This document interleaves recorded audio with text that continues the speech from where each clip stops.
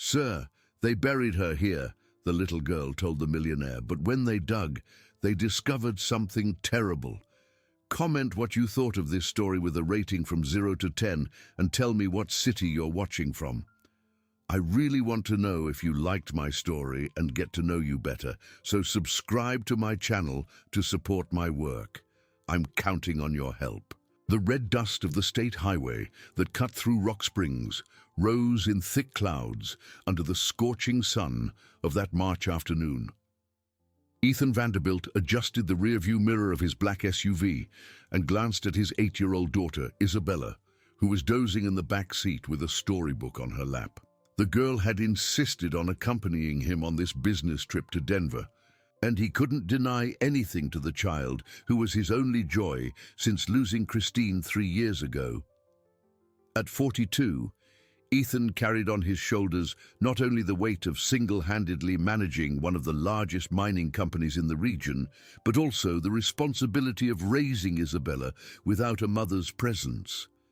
His dark hair already showed some grey strands at the temples, and his hands, calloused from hard work, held the steering wheel firmly as he observed the mountainous landscape characteristic of Wyoming. It was then that something unusual caught his attention. On the right side of the road, near the dirt shoulder, a small figure was moving strangely. Ethan slowed down and frowned, trying to better understand what he was seeing. It was a child. A very small girl, alone, making repetitive movements with her hands. "My God," he murmured, hitting the brake and stopping the vehicle on the shoulder. The scene that unfolded before his eyes left him speechless. A girl who looked no older than 4 was kneeling in the red dirt, digging desperately with her bare hands. Her small fingers were bloody, her nails broken, and tears streamed down her dust-streaked cheeks. She wore a little white dress that was no longer white, torn in several places, and her bare feet were wounded by the small pebbles on the ground. Ethan quickly got out of the car, his heart pounding in his chest. The girl hadn't noticed his presence, so focused was she on her impossible task. She was crying softly as she dug, murmuring words he could barely understand. "Little girl," he said gently, approaching slowly so as not to startle her. "Little girl, what are you doing here?" The child lifted her face, revealing large brown eyes full of despair. Her light brown hair was tangled and dirty, and she shivered despite the intense heat. When she saw Ethan, she showed no fear, just continued to cry.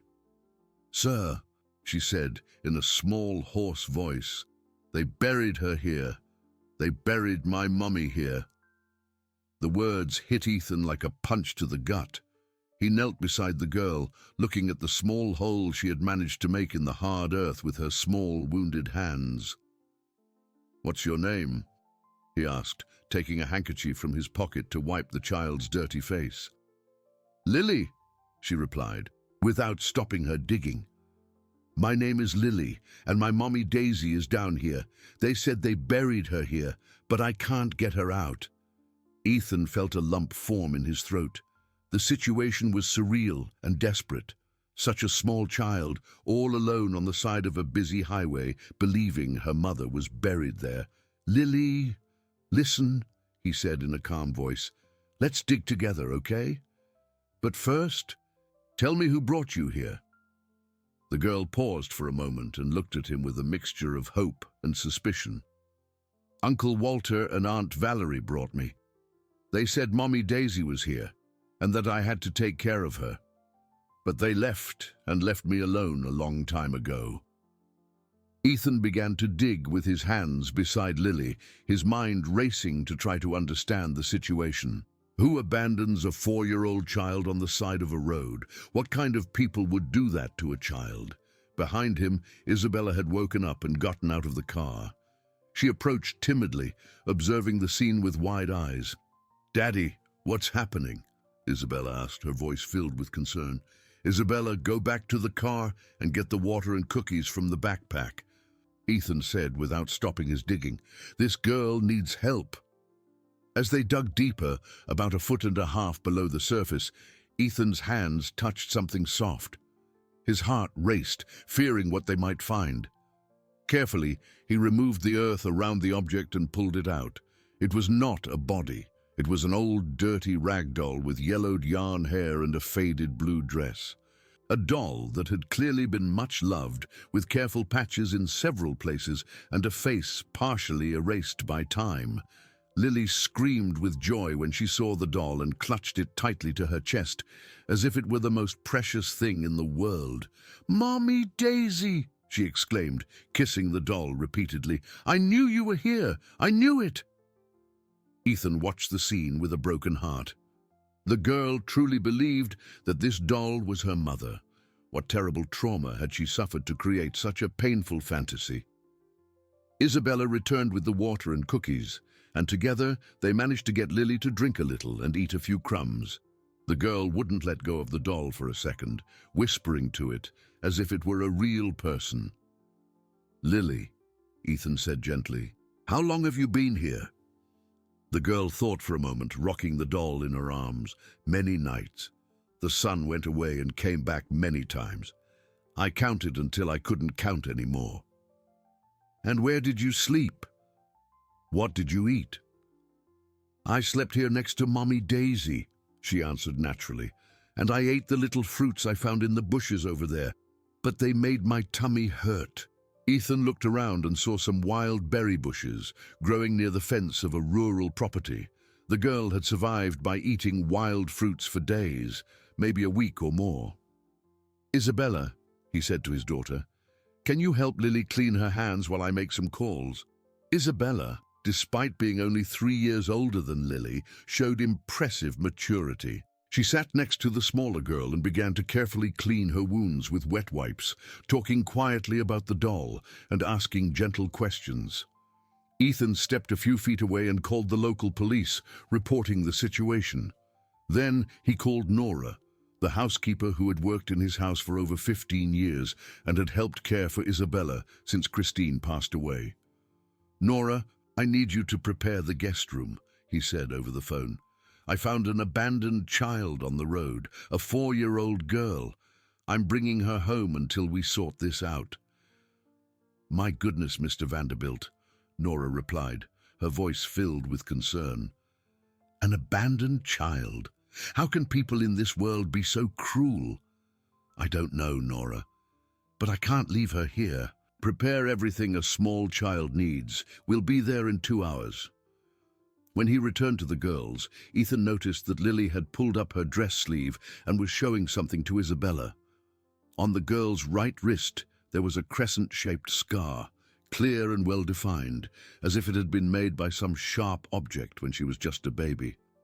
Ethan felt a shiver run down his spine. That scar was identical to the one Christine had in the same spot.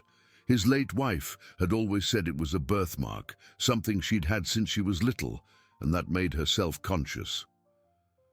"Lily," he said, trying to keep his voice calm, "that mark on your arm, have you always had it?" "Always," she replied, stroking the doll. "Mommy Daisy said it was so I would never forget that we are from the same family. She has one just like it." Ethan's world seemed to spin. A coincidence like that was practically impossible. What connection could there be between Lily and his late wife? And who was this Daisy the girl called her mother? When the police arrived, he explained the situation and followed the initial procedures. The officers confirmed that there were no records of missing children matching Lily's description, and that she would need to be temporarily placed in care while they investigated the case. "Can I take her to my house?" Ethan asked. "I have a daughter of a similar age and the means to care for her properly until we find her family." After the necessary paperwork, and with the promise to follow the case closely, Ethan was finally able to take Lily home. Throughout the journey, the girl kept the doll clutched to her chest and whispered to it, telling it about the good man and the pretty girl who had helped them. Isabella, delighted with her new companion, had already started making plans about the toys she would show Lily and the games they could play together. But Ethan drove in silence, his mind troubled by the identical scar and the questions that were beginning to form. Who was Daisy? Why did Lily have a mark just like Christine's? And what secrets might his late wife have kept about her own family?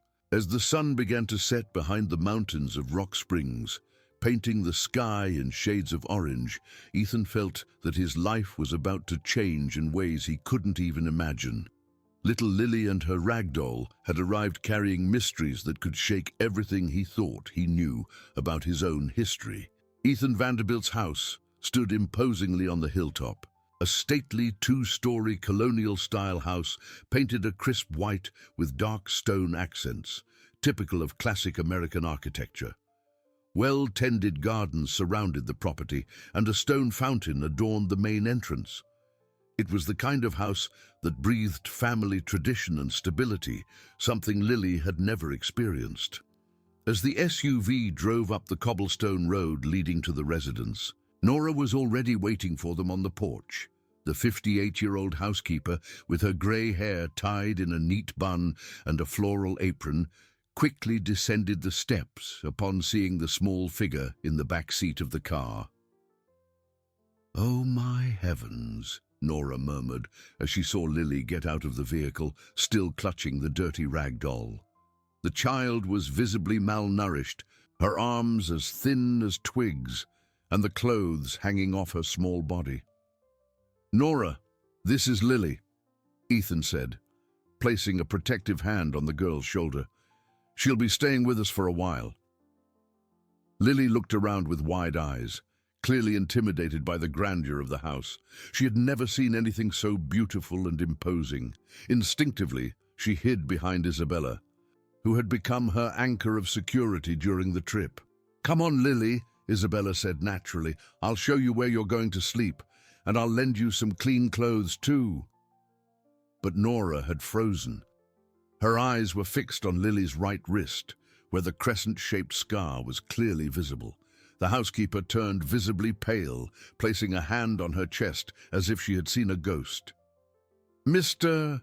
Vanderbilt," she said in a trembling voice, "I need to speak with you urgently."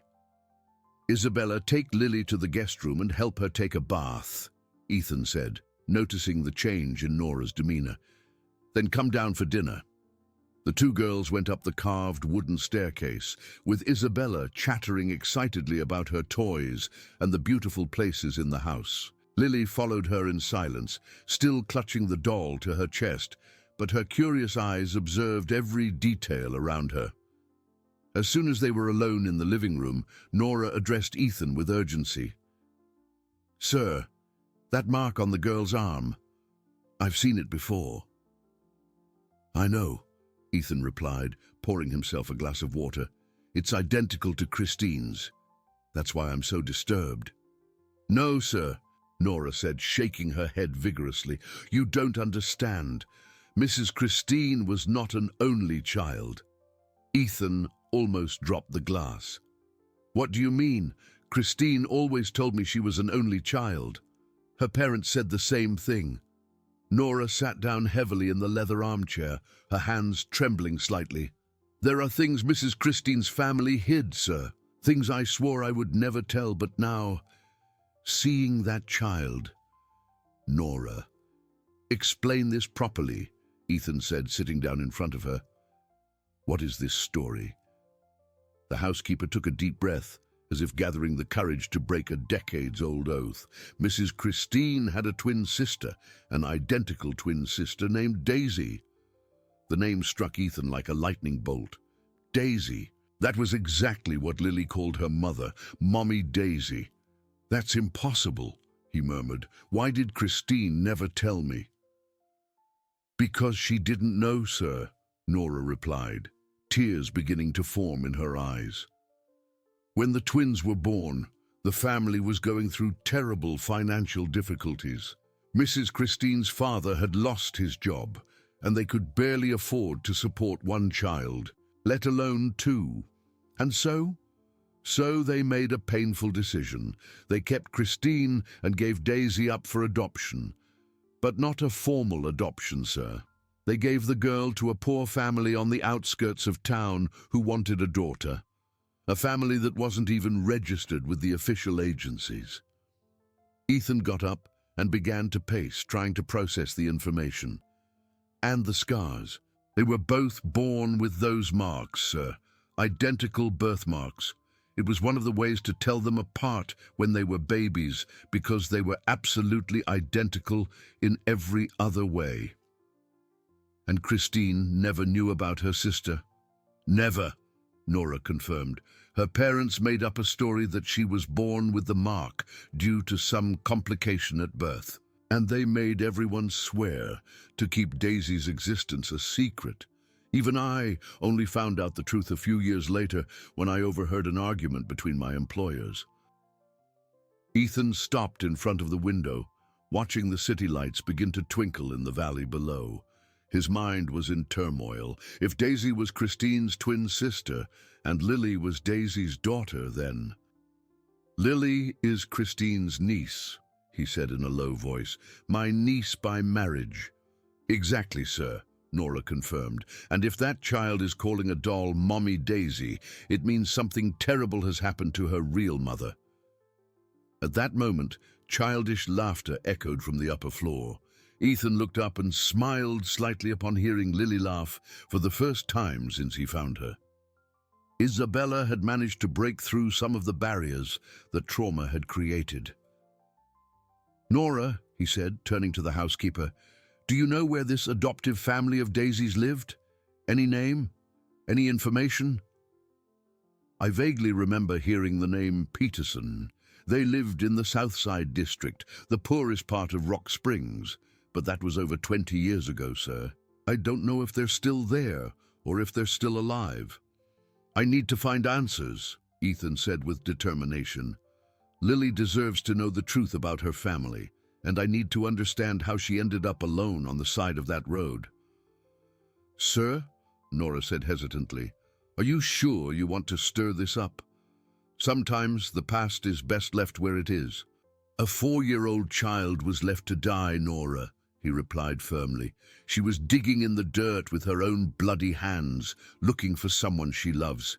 I can't just ignore that." At that moment, Isabella appeared at the top of the stairs, a radiant smile on her face. "Daddy, Lily looks beautiful. Come see!" Ethan went up the stairs, followed by Nora. In the guest room, Lily was sitting on the bed, wearing a pair of Isabella's pink pajamas that were a bit big on her, but infinitely better than the torn clothes she had been wearing. Her brown hair had been washed and combed, revealing natural curls that shone under the room's light. But the most striking thing was the transformation in her face. Clean and fed, it was impossible not to notice the stunning resemblance to Christine. The same expressive brown eyes, the same delicate face shape, the same dimple in her chin. "How are you feeling, Lily?" Ethan asked, sitting on the edge of the bed. "Better," she replied shyly, still holding the rag doll, which now looked even dirtier in contrast to the clean room. "Isabella gave me clean clothes and told me about the horses you have." "Do you like horses?" "I've never seen real horses," Lily admitted. "Only on TV at Mrs. Connolly's house when she let me watch." "Who is Mrs. Connolly?" Ethan asked, trying to get more information about the girl's past. "She was the neighbor where I lived with Mommy Daisy," Lily replied. "She was nice to me. She gave me cookies sometimes when Mommy was very sad." "And where is your mommy now, Lily?" he asked gently. The girl's face clouded over and she clutched the doll tighter. "Uncle Walter said she went away forever, that she got very sick and had to go to a place far away.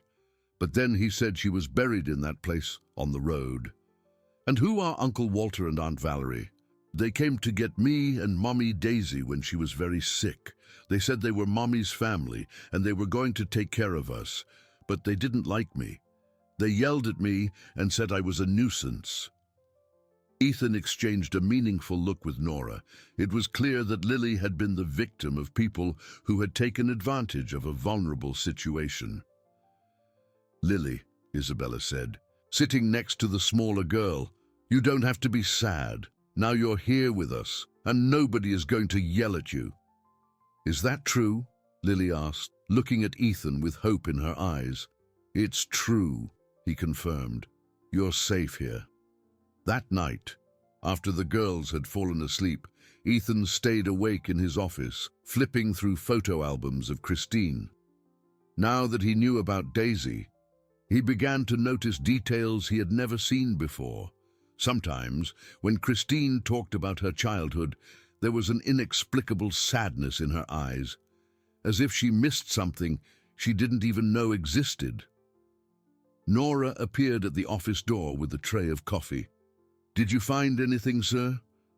"I'm trying to find clues about Christine's biological family," he replied, flipping through a folder of old documents, certificates, old addresses, anything that might lead me to this Peterson family. "Mr. Vanderbilt," Nora said, pouring the coffee, "tomorrow is Saturday. I can go to the Southside District and ask a few discreet questions. The older people in the community might remember something about the family that adopted a twin girl 20 years ago." "That would be perfect, Nora, but be careful. If Lily was abandoned by relatives, these people could be dangerous." "You can count on me, sir. I know how to handle this kind of situation." As Nora withdrew, Ethan continued to examine the documents. It was then that he found something interesting: an old birth certificate for Christine, which listed the address of the maternity hospital where she was born. If Daisy had been born in the same place on the same date, there might be records that could help him. But there was something else that troubled him. Throughout the day, Lily had shown impressive intelligence and maturity for a 4-year-old. She had survived alone for days, taking care of herself in a way few children could. What kind of life had she had to develop this premature independence? And there was the matter of the doll. Lily treated that rag toy as if it were really her mother. It wasn't just a child playing make-believe. There was a genuine conviction in her gestures and words that suggested a deep trauma. Ethan closed the albums and looked out the office window, where he could see the distant lights of Rock Springs. Somewhere in this city, there were answers about Daisy, about Lily, and about the mysteries his own family had kept for decades. Going upstairs to check on the girls before bed, he found a scene that deeply touched his heart. Lily and Isabella were sleeping in the same bed, with the rag doll carefully positioned between them. The two children looked like sisters, united by an instant bond that transcended the strange circumstances of their meeting. But as he watched little Lily sleeping peacefully for the first time in days, Ethan couldn't help but wonder what other painful truths were waiting to be discovered. Saturday dawned overcast in Rock Springs, with the kind of thick fog that often covers the Wyoming mountains in autumn. Nora woke before sunrise, put on her best simple clothes, and prepared a cornbread to take on her mission. She knew from experience that people talked more when there was food involved in the conversation. Lily had slept deeply, for the first time in weeks, nestled beside Isabella as if they were real sisters. When she woke up, she spent a few minutes observing the luxurious room around her, still trying to believe she wasn't dreaming. The rag doll remained clutched to her chest, but for the first time since she was abandoned, she hadn't cried during the night. "Good morning, girls," Ethan said, entering the room with a breakfast tray. "Did you sleep well?" "Daddy, Lily has never seen a color TV," Isabella exclaimed, excited about the discoveries about her new friend, "and she's never eaten a sweet roll." Lily blushed slightly, embarrassed by her inexperience with things that were normal for Isabella. But Ethan sat on the bed and smiled gently at her. "Then today we'll discover many new things together," he said. "How about after breakfast? You help me take care of the horses." Lily's eyes lit up. The prospect of finally seeing real horses filled her with a joy she hadn't felt in a long time. While the girls had breakfast in the spacious kitchen, Nora discreetly said goodbye to Ethan. "I'm going to the Southside District," she said quietly. "If I get any information about the Peterson family or about Daisy, I'll call you. Be careful, Nora, and don't take any risks if you feel something is wrong." The housekeeper nodded and left on her small scooter, heading down the cobblestone streets toward the outskirts of the city. The South Side district was on the other side of Rock Springs, where the brick houses gave way to simpler, often unfinished constructions, and the paved streets turned into dirt roads. It was a busy Saturday in the neighborhood. Washerwomen hung clothes in the yards, children played in the street under the watchful eyes of their mothers, and men gathered at the small local bakery to talk about football and politics. Nora parked her scooter in front of the bakery and went inside, carrying the cornbread. "Good morning," she greeted the bakery owner, a robust lady with grey hair. "You're Mrs. Mercy, aren't you? I'm Nora. I work for the Vanderbilt family downtown." "Ah, yes, I know the name," Mrs. Mercy replied, wiping her hands on her apron. "What brings you here to the South Side?" "I'm looking for information about an old family from the neighborhood," Nora said, offering the cornbread. "The Peterson family. They adopted a girl about 20 years ago. A girl named Daisy." Mrs. Mercy's face lit up with recognition. "Daisy Peterson. Of course, I remember her.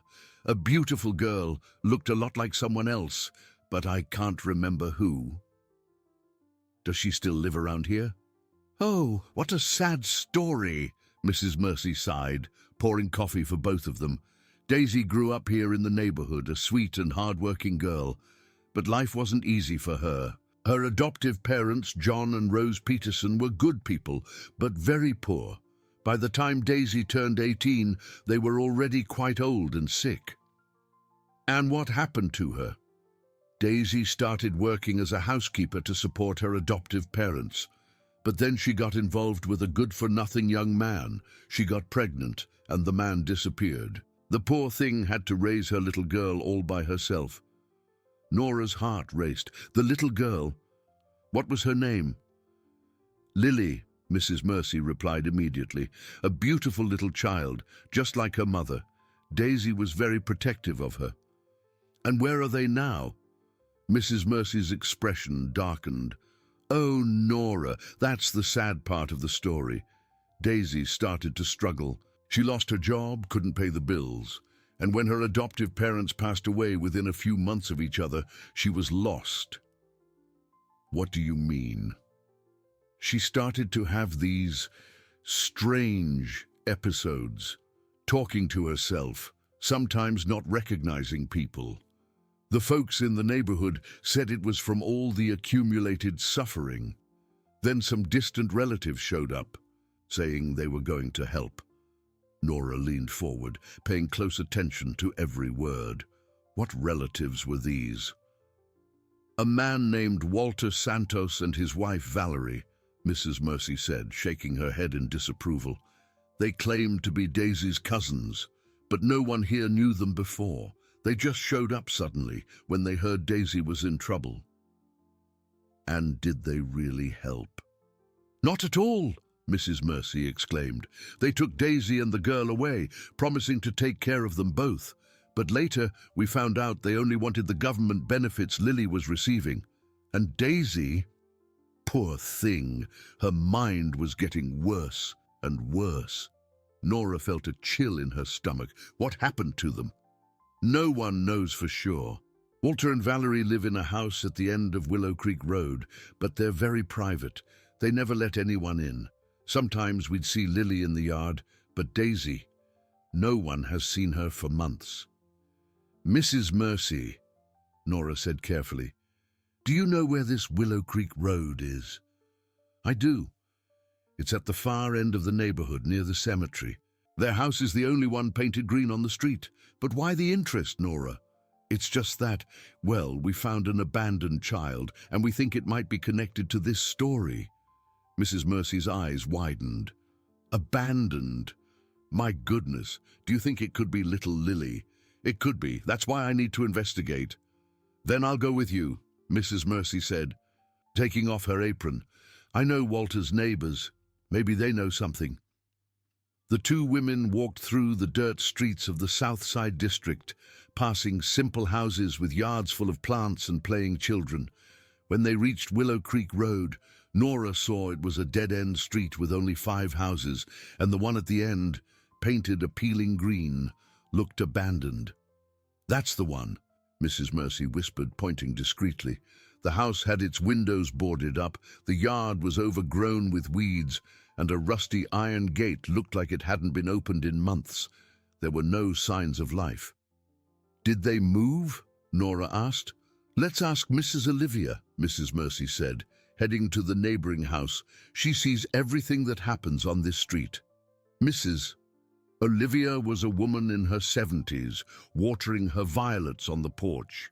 When she saw the 2 women approaching, she waved amicably. "Hi, Mercy. How are you, dear?" "Hi, Mrs. Olivia. This is Nora. We're looking for information about your neighbors, Walter and Valerie." Mrs. Olivia's face immediately clouded over. "Those 2? Bad people, dear. Very bad." "Why do you say that?" Nora asked. "Because I saw how they treated that poor young woman and the little child," Mrs. Olivia replied, lowering her voice.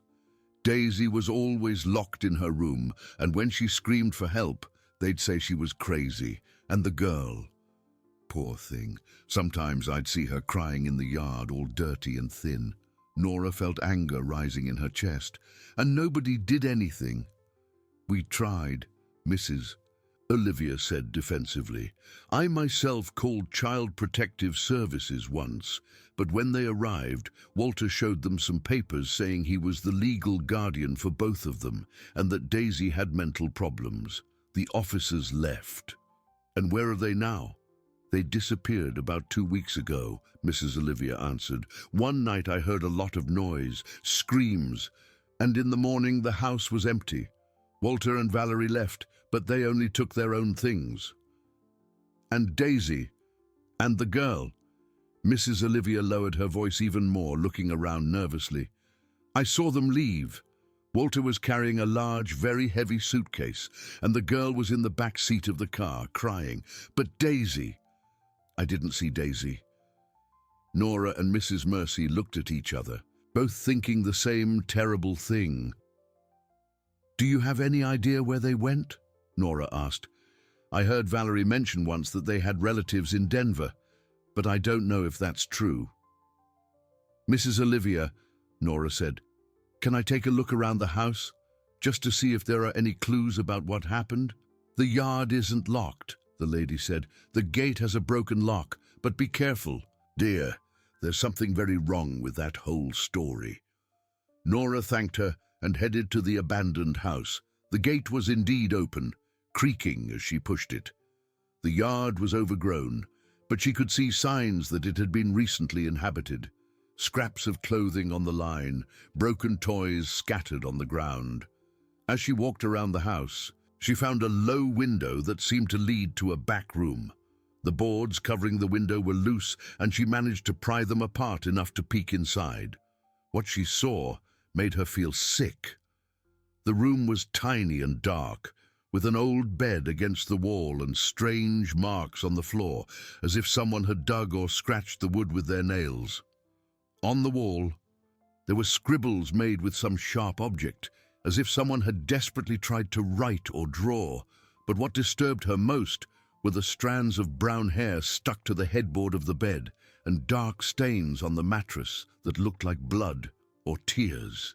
"My God," she whispered, backing away from the window. At that moment, her cell phone rang. It was Ethan. "Nora, how are things over there?" "Mr. Vanderbilt," she said in a trembling voice, "I need to come back home immediately. I found information about Daisy and it's not good news." "What did you discover?" "Walter and Valerie are real. They took Daisy and Lily from the Southside District 2 weeks ago, but sir, I think Daisy might be in danger, or worse." "Come home now," Ethan said firmly. "And Nora, don't say anything in front of the girls yet." As she rode back home, Nora couldn't get the image of that dark room and the desperate marks on the wall out of her mind. Lily had been rescued in time, but where was Daisy? And what kind of people were capable of mistreating a mother and child in that way? When she arrived at the Vanderbilt house, she found Ethan waiting for her on the porch, his expression tense. Through the living room window, she could see Lily and Isabella playing peacefully with dolls, oblivious to the horror that might be happening to Lily's real mother. "Tell me everything," Ethan said, as soon as Nora parked her scooter. And as she recounted her discoveries, they both realized they were dealing with something much more sinister than they had imagined. That night, while Lily slept soundly, clutching her rag doll, Ethan and Nora gathered in the office to analyze all the collected information. The housekeeper had brought some objects she found abandoned in the yard of the greenhouse, pieces of fabric that looked like they had been torn from clothes, and a small notebook wet from the rain with almost illegible pages. "Can you read anything?" Ethan asked, examining the notebook under the lamplight. Nora adjusted her glasses and studied the damaged pages. "It looks like a woman's handwriting," she said. "Here, I can make out a few words. Lily, my little one, don't let them. The rest is smudged." "Is it Daisy's?" "Probably. Mrs. Olivia said she sometimes wrote things when she was lucid." Ethan stood up and began to pace the office, trying to organize his thoughts. "So this is what we have.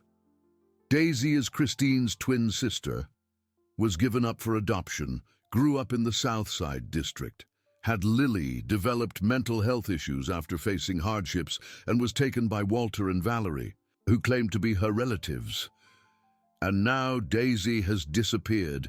Lily was abandoned on the road, and those two have vanished," Nora completed. "But there's something that doesn't make sense," Ethan said, picking up Christine's birth certificate. "If Daisy was given up for adoption right after birth, how can Walter be her relative? Unless he's a relative of the biological family," Nora finished, understanding his reasoning. "Exactly. He could be related to Christine and Daisy's parents. And if so, he knew about the twins' existence." At that moment, a soft noise came from upstairs. Ethan went up to check and found Lily sitting up in bed whispering to the rag doll. The girl hadn't noticed his presence and continued talking. "Mommy Daisy, are you okay in there?" she whispered to the doll. "The good man said we're safe now, but I'm still scared. You won't leave me alone again, will you?" Ethan's heart ached hearing the child's words. It was clear the doll represented much more than a toy to her. It was her only connection to her missing mother. "Lily?" he said softly, so as not to startle her. The girl looked up, slightly embarrassed at being overheard. "I was just talking to Mommy Daisy." Ethan sat on the edge of the bed. "Can I talk to her too?" Lily hesitated for a moment, then held out the doll to him. "She's a little shy with new people," the girl explained seriously. Ethan took the doll carefully and examined it closely for the first time. It was a well-made, handmade piece, with delicate stitching and loving details. The fabric was good quality cotton, faded with time, and the hair was made of carefully braided yellow yarn. "She's very beautiful," he said to Lily. "Who made her for you?"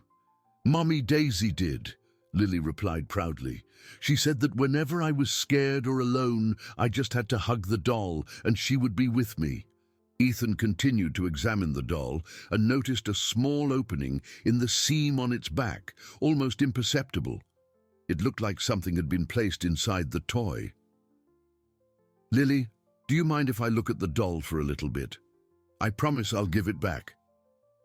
The girl agreed, though clearly reluctant to part with the object. Ethan went down to the office with the doll and showed the opening to Nora. "There's something inside," he said. With extreme care, they slightly opened the seam. Inside the cotton stuffing, there was a small plastic-wrapped bundle. With trembling fingers, Ethan took it out and opened it.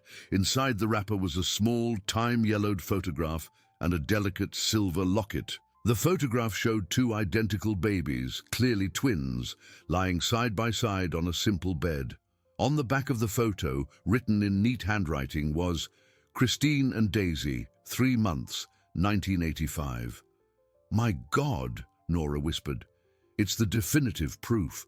They really were twin sisters." The locket was old, with delicate engravings and a small silver chain. Ethan opened it carefully and found an even smaller photo inside, an elderly woman smiling with the same expressive eyes as Christine and Lily.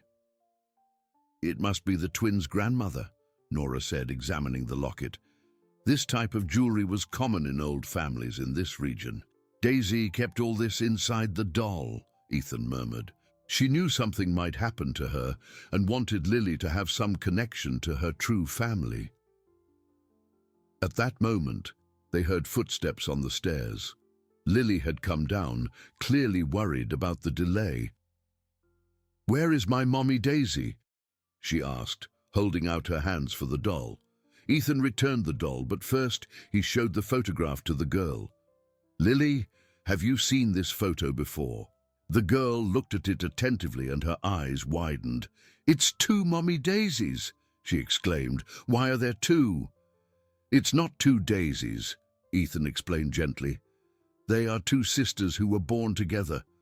One of them is your mommy Daisy. The other she was a very special person to me." "Was she your mommy too?" "She was my wife. Her name was Christine, and she was your mommy's sister." Lily processed this information with the seriousness of a child who had already been through much more than she should have. "So you're my uncle?" she asked. "In a way, yes," Ethan replied, feeling an intense emotion. "That means you're part of our family." "And Isabella is my cousin?" "Yes, she is." For the first time since she had been found, Lily smiled a genuine, full smile. "I always wanted to have a big family," she said, hugging the doll to her chest. But the joy was interrupted by a loud knock on the front door. It was 10 o'clock at night, far too late for normal visitors. Ethan frowned and went to the living room window to see who it was. Outside, there was a tall, thin man with a scruffy appearance, accompanied by a stout, middle-aged woman. Both looked nervous and angry. "Nora," Ethan said quietly, "take Lily to her room and stay quiet. I think we have trouble." The housekeeper picked up Lily and quickly went upstairs, while Ethan went to the door. Before opening it, he asked through the wood, "Who is it?" "We're Walter and Valerie Santos," the man replied in a harsh voice. "We've come to get our niece Lily. We know she's here." Ethan's blood ran cold. They were the very people who had mistreated Lily and made Daisy disappear. And now they were here, at his door, claiming the girl. "I don't know what you're talking about," he said through the door. "There's no Lily here." "Don't lie to us," the woman shouted. "We know you picked her up on the road. And she's our legal responsibility. We have the documents. If you have documents, you should contact the proper authorities," Ethan retorted, "and get off my property." "We'll leave," Walter said in a threatening tone, "but we'll be back with the police. And when we come back, you'll have to hand over the girl." Ethan heard their footsteps retreating and the sound of an old car starting and driving away. He ran to the window and managed to partially see the license plate before it disappeared into the darkness. Rushing upstairs to the room, he found Nora and Lily huddled on the bed. The girl was trembling, clearly terrified. "Was it them?" Lily asked in a small voice. "Was it Uncle Walter and Aunt Valerie?"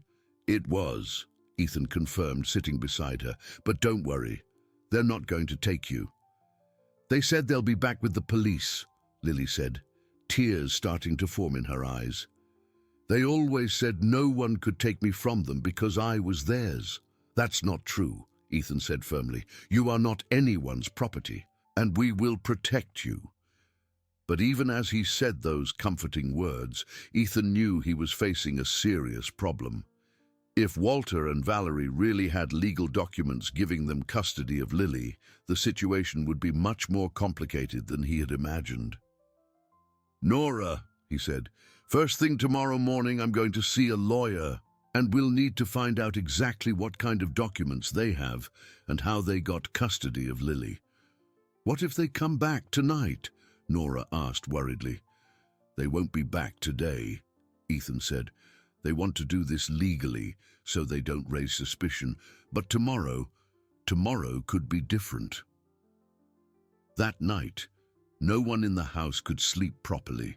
Lily stayed awake clutching the doll, whispering pleas for protection to her mommy Daisy.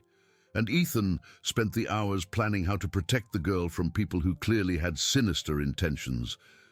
But one question continued to torment his mind. If Walter and Valerie were here, demanding Lily, where exactly was Daisy? And why had they abandoned her on the road if they intended to keep custody of her? The answer to these questions would be even more disturbing than he could ever imagine. Sunday dawned tense at the Vanderbilt house.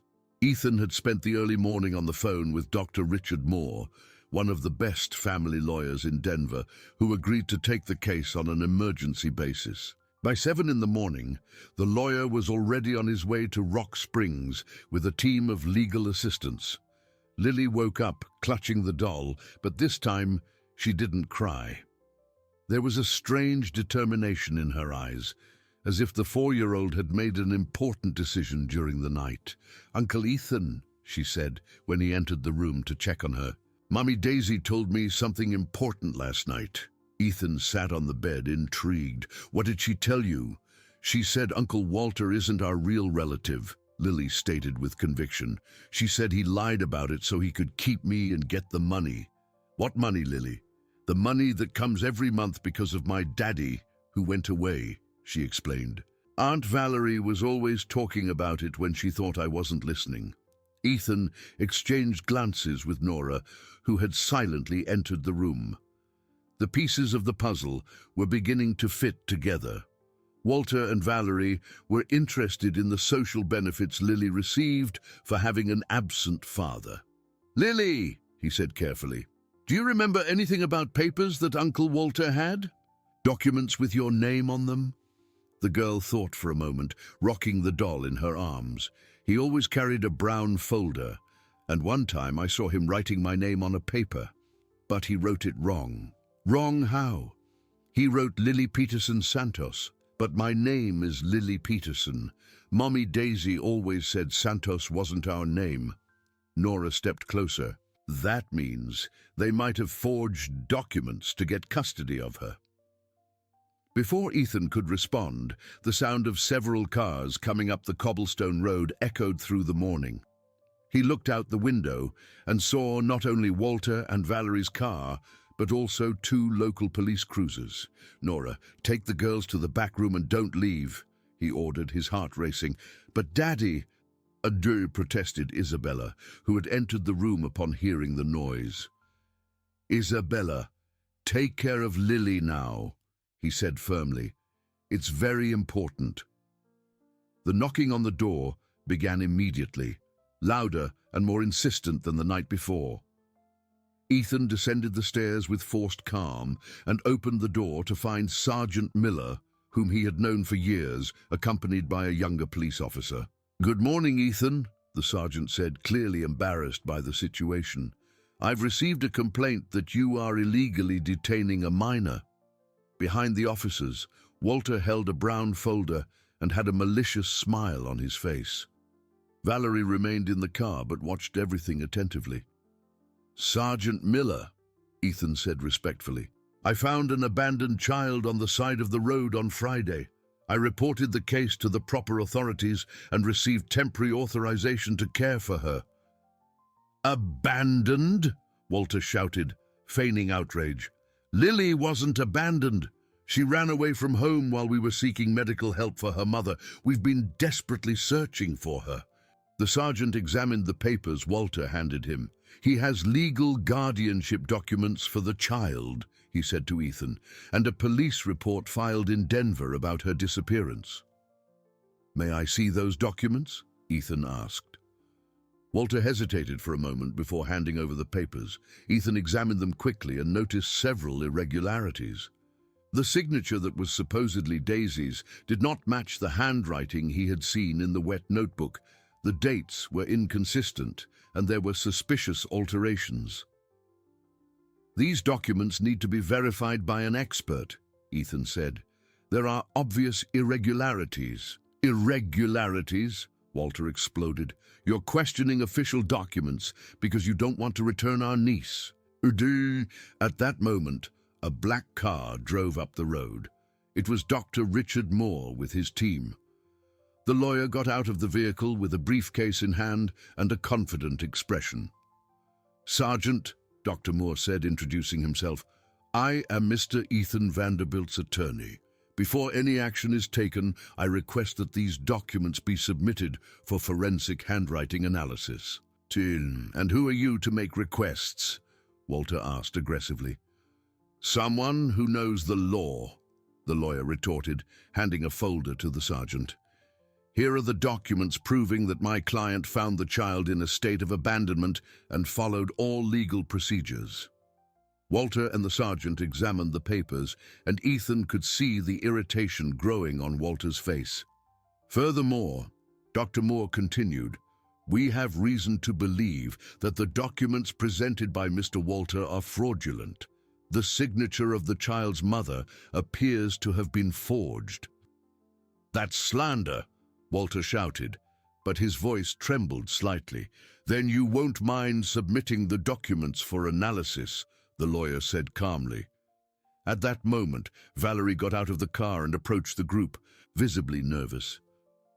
"Walter, let's go," she said quietly. "This is getting too complicated." "We're not leaving without the girl," he replied, but Ethan could see his confidence was shaken.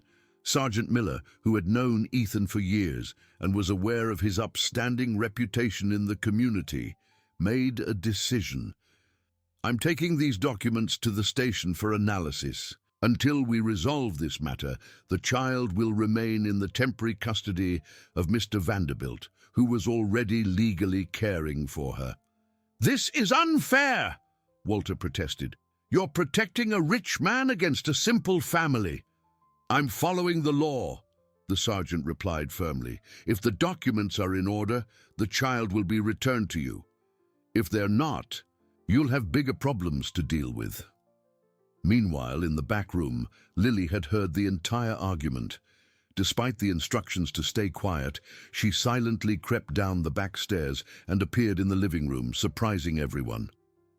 "I don't want to go with them," she said in a clear, firm voice, pointing at Walter and Valerie.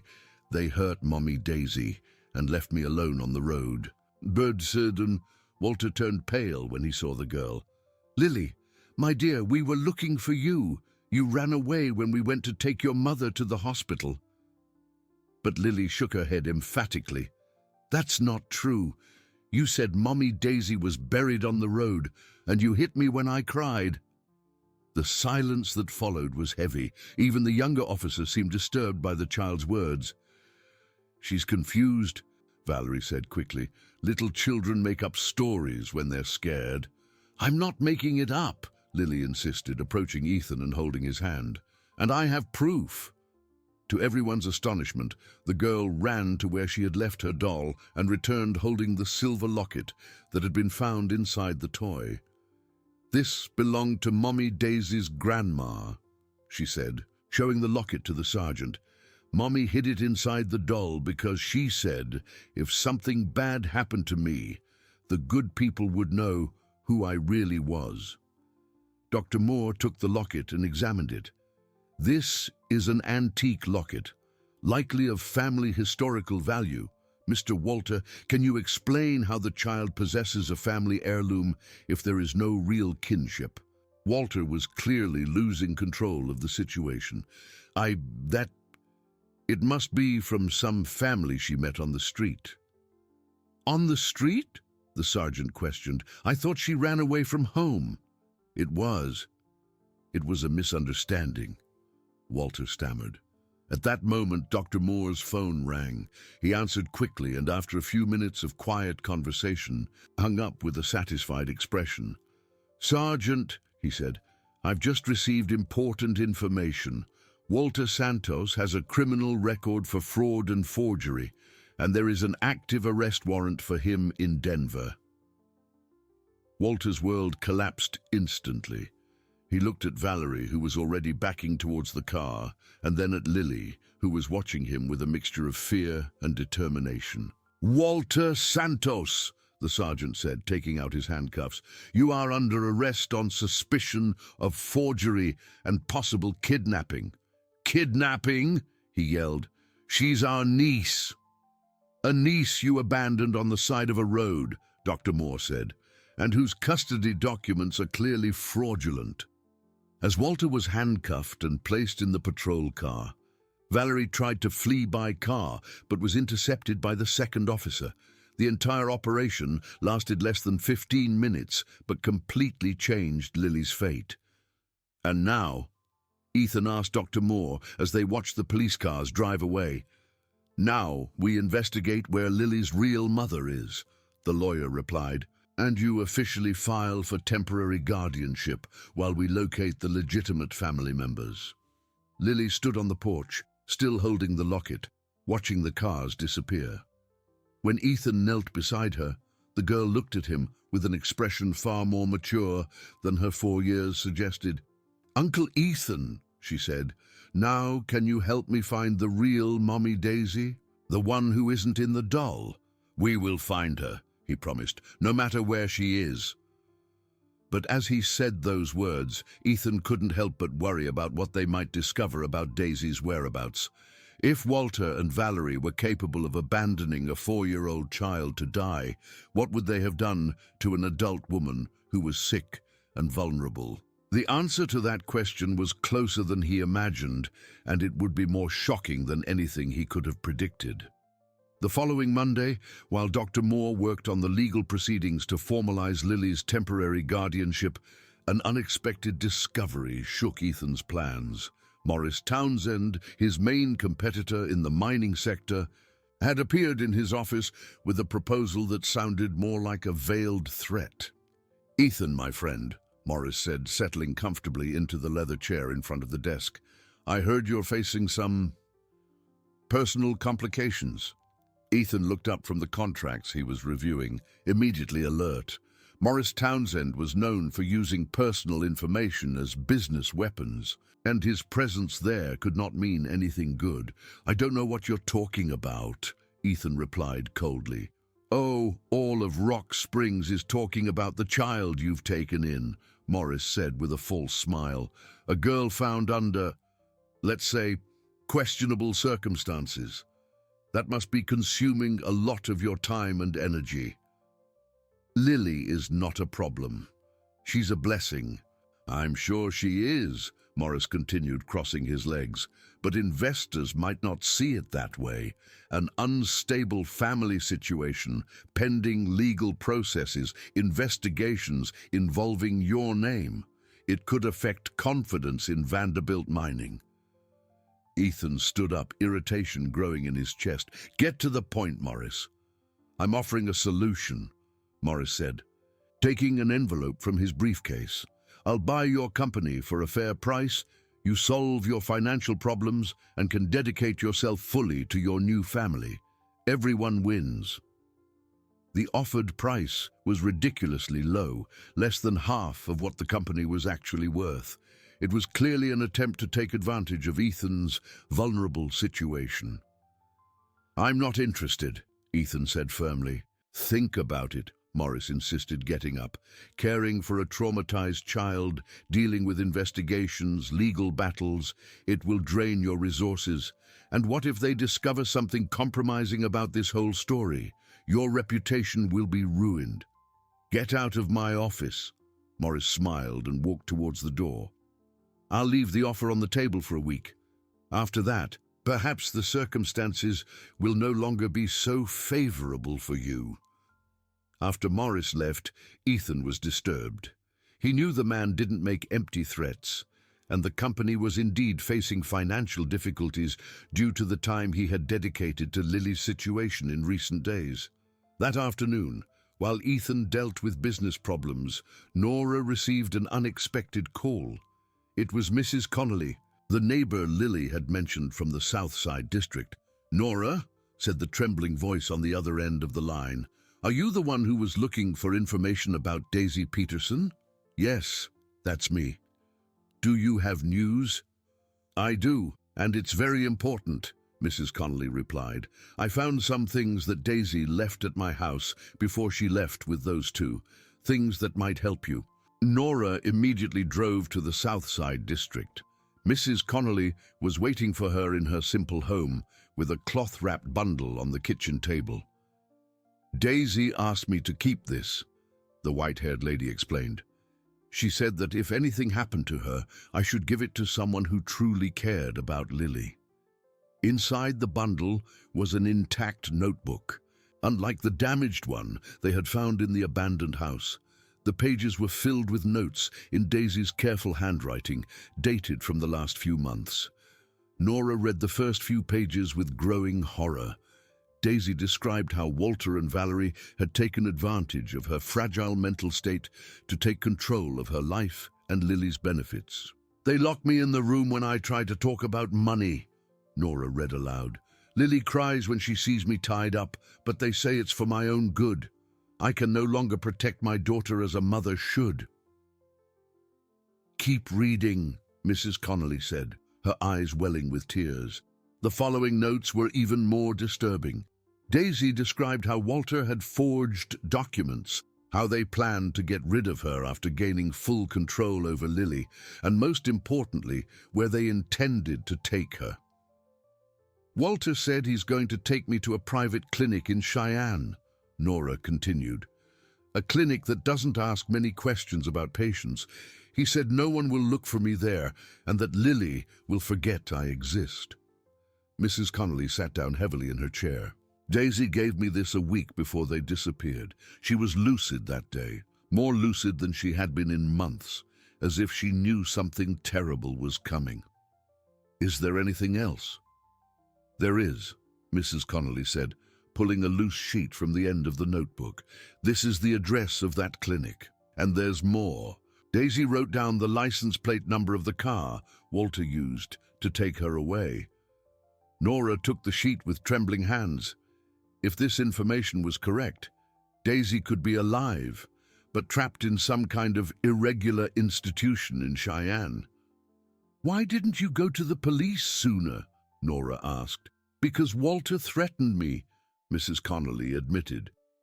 "He said if I said anything, he would find a way to put me in a bad situation. I'm an old woman all alone, Nora. I was scared. But he's been arrested now. That's why I decided to speak up. And because I saw on the news that you are taking care of Lily, that girl deserves to have her mother back." Nora returned home with the new information, her heart racing. When she told Ethan everything, he immediately cancelled all his appointments and called Dr. Moore. "Doctor, we need to go to Cheyenne to investigate a clinic," he said on the phone. "It might be where Daisy is being held against her will." "This is very serious, Ethan," the lawyer replied. "If it's true, we're talking about false imprisonment. I need to involve the authorities." "Then involve them, but quickly. Every day that passes could be crucial." While the adults planned the operation to find Daisy, Lily demonstrated an impressive perception of the situation. During dinner, she addressed Ethan with a seriousness that contrasted with her age. "Uncle Ethan, did you find out where the real Mommy Daisy is?" Ethan hesitated, not wanting to create false hope. "We're investigating some clues, Lily, but it might take a while." "She's alive," Lily stated with conviction. "The Mommy Daisy from the doll told me last night." Isabella, who had become extremely protective of her new friend, held Lily's hand. "How did she tell you?" "In dreams," Lily replied naturally. "She said she's in a place with many sad people, but she's waiting for me to find her." The girl's comment made Ethan exchange glances with Nora. Children sometimes had perceptions that adults couldn't explain. That night, after the girls fell asleep, Ethan received a disturbing call. It was Morris Townsend again. "Ethan, I hope you've reconsidered my proposal," Morris said in a falsely friendly tone. "I've already told you I'm not interested." "What a shame," Morris continued, "because I've just discovered some interesting information about this situation with the child. It seems there's much more involved than we thought." "What do you mean?" "Walter Santos worked for me sporadically, private investigation services, and he told me some fascinating things about your late wife's family before he was arrested." Ethan's blood ran cold. What kind of things? Things that could be very interesting to the local newspapers, family scandals, secrets kept for decades, the kind of story that could destroy reputations and companies. "You're blackmailing me." "I'm offering a mutually beneficial solution," Morris corrected. "Sell the company to me and I'll guarantee this information remains private. Refuse and, well, you know how rumors work in small towns." Ethan hung up the phone without responding, but the threat echoed in his mind. Morris had found out about Daisy's existence and was willing to use it against him. The next morning, Dr. Moore brought good and bad news. The good news was that he had obtained a court order to investigate the clinic in Cheyenne. The bad news was that Morris had started spreading rumors around town about irregularities in Ethan's family situation. "Some of your clients are questioning the company's stability," the lawyer explained. "Morris is using his influence to create doubts about your leadership ability. He could destroy everything I've built," Ethan said, running his hands through his hair. "That's why we need to resolve Daisy's situation quickly," Dr. Moore replied. "If we can reunite the family and prove you acted correctly, it will dismantle any argument Morris might have." That afternoon, as they prepared for the trip to Cheyenne, Lily did something that surprised everyone. She asked to take the rag doll on the trip. "Why, dear?" Nora asked. "Because when I find the real Mommy Daisy, I'm going to give the doll to her," Lily explained. "Then she'll remember me and be happy again." The girl's innocence and determination deeply touched Ethan. She not only believed they would find her mother, but was already planning how to help her recover. But as they prepared to leave, none of them imagined that the clinic in Cheyenne held even more sinister secrets than anything they had discovered so far, and that Morris Townsend had plans that went far beyond simply buying Ethan's company.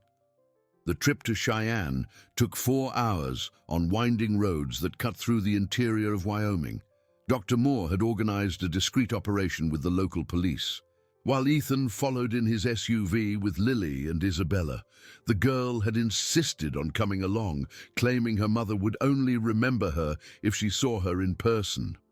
"Uncle Ethan," Lily said during the trip, clutching the rag doll, "do you think Mommy Daisy will recognize me? I've grown a little since she last saw me."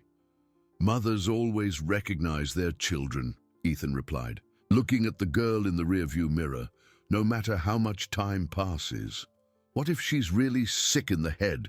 Lily asked with the cruel honesty of children. "What if she can't remember me?" Isabella held her friend's hand. "Then we'll help her remember. Daddy always says love cures everything." The St. Benedict's Clinic was in an isolated area on the outskirts of Cheyenne, surrounded by high walls and iron gates.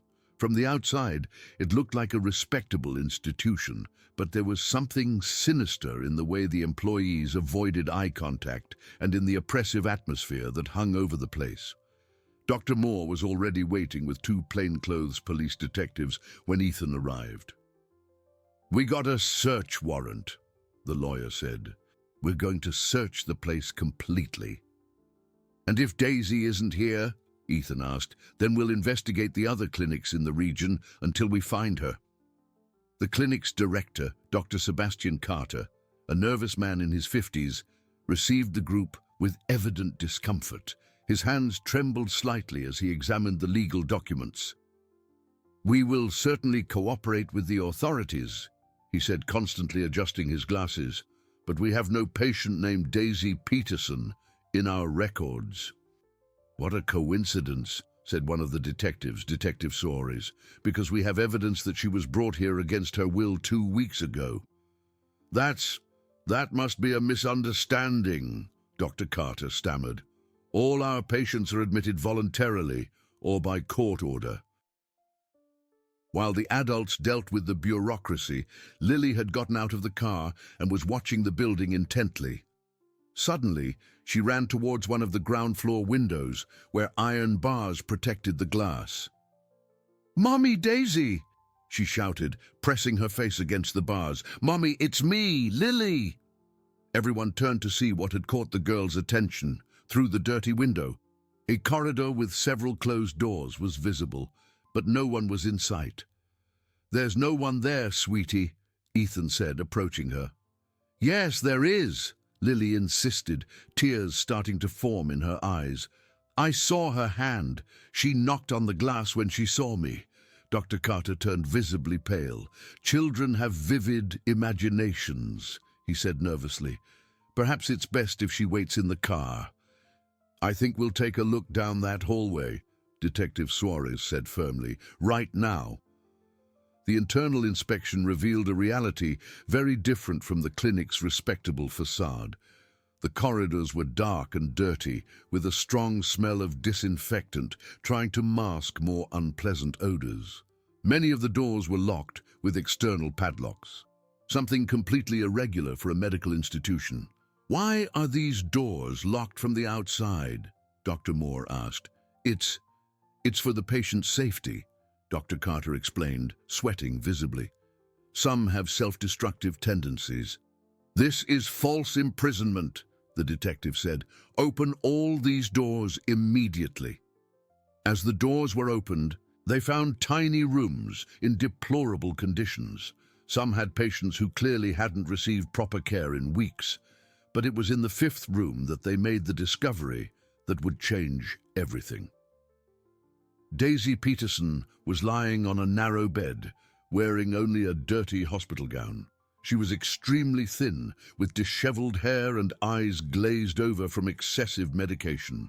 When the door opened and the light from the corridor flooded in, she raised a trembling hand toward the brightness. "Lily," she murmured in a hoarse voice. "My little Lily."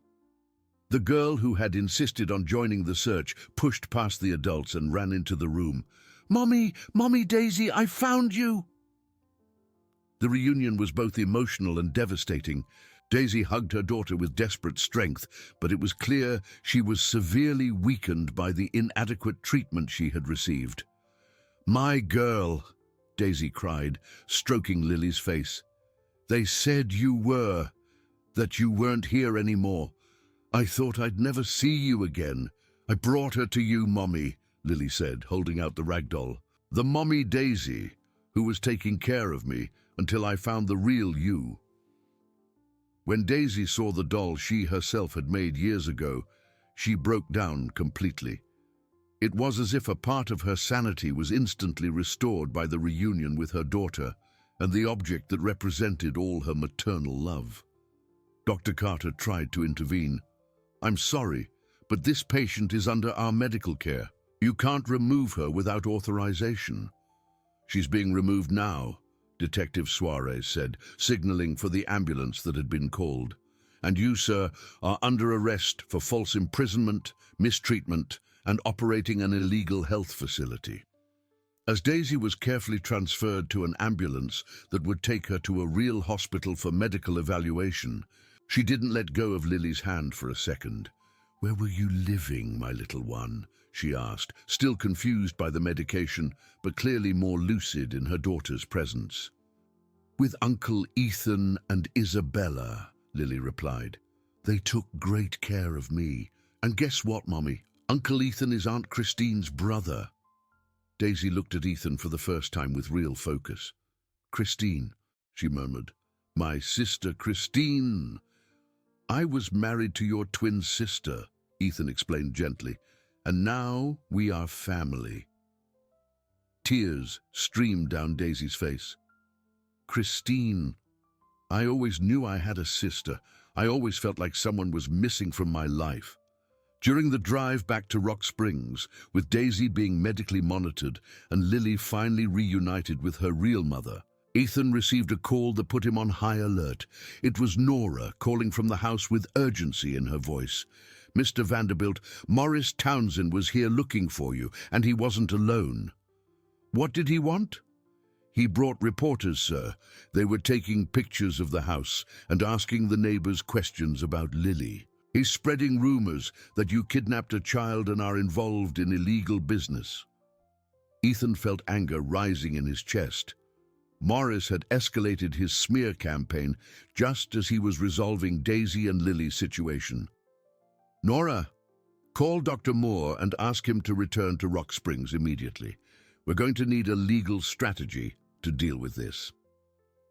"I already called, sir.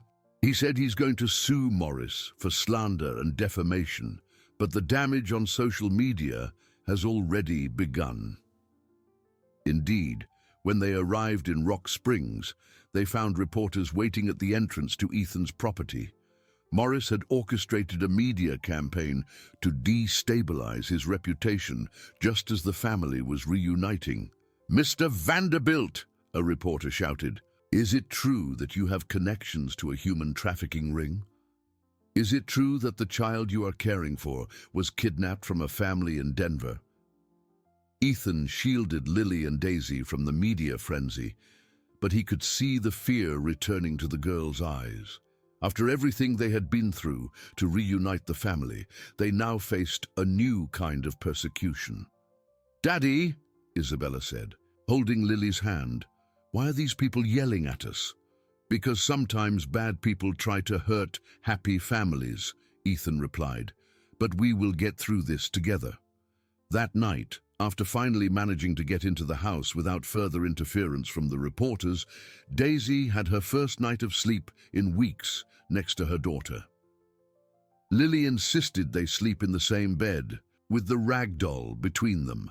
"Uncle Ethan," Lily said before falling asleep, "now that we've found Mommy, are you still going to take care of us?" "Forever," he promised. "We're a family now." But as he watched the mother and daughter finally reunited, Ethan knew the hardest battle was yet to come. Morris would not give up easily, and the company continued to face financial pressures that could force him to make painful decisions. The only thing that comforted him was knowing that, no matter what happened, Lily now had her mother back, and they would never be separated again. 2 weeks after Daisy's rescue, the routine at the Vanderbilt house had completely changed. Daisy was gradually recovering from the effects of the improper medication she had received at the clinic, but she still needed constant medical care and psychological support. Dr. Anthony Mills, a renowned psychiatrist from Denver, came twice a week to monitor her progress. "Daisy is responding very well to the treatment," Dr. Mills explained to Ethan during a consultation. "The reunion with Lily was fundamental to her emotional stabilization, but she still has episodes of confusion and anxiety related to the trauma she suffered. How long will it take for her to fully recover?" "It's hard to say. The psychological trauma was severe, aggravated by the improper use of psychotropic drugs. It could take months, perhaps years, for a full recovery." Meanwhile, Morris Townsend's smear campaign was gaining dangerous momentum. He had hired a public relations firm from Denver to spread rumors about Ethan on social media and in the local press. Sensational headlines appeared daily. "Rock Springs businessman involved in irregular adoption scheme. Kidnapped child held captive by millionaire. Family denounces abduction of minor in Wyoming. The situation is becoming untenable," Dr. Moore said during an urgent meeting in Ethan's office.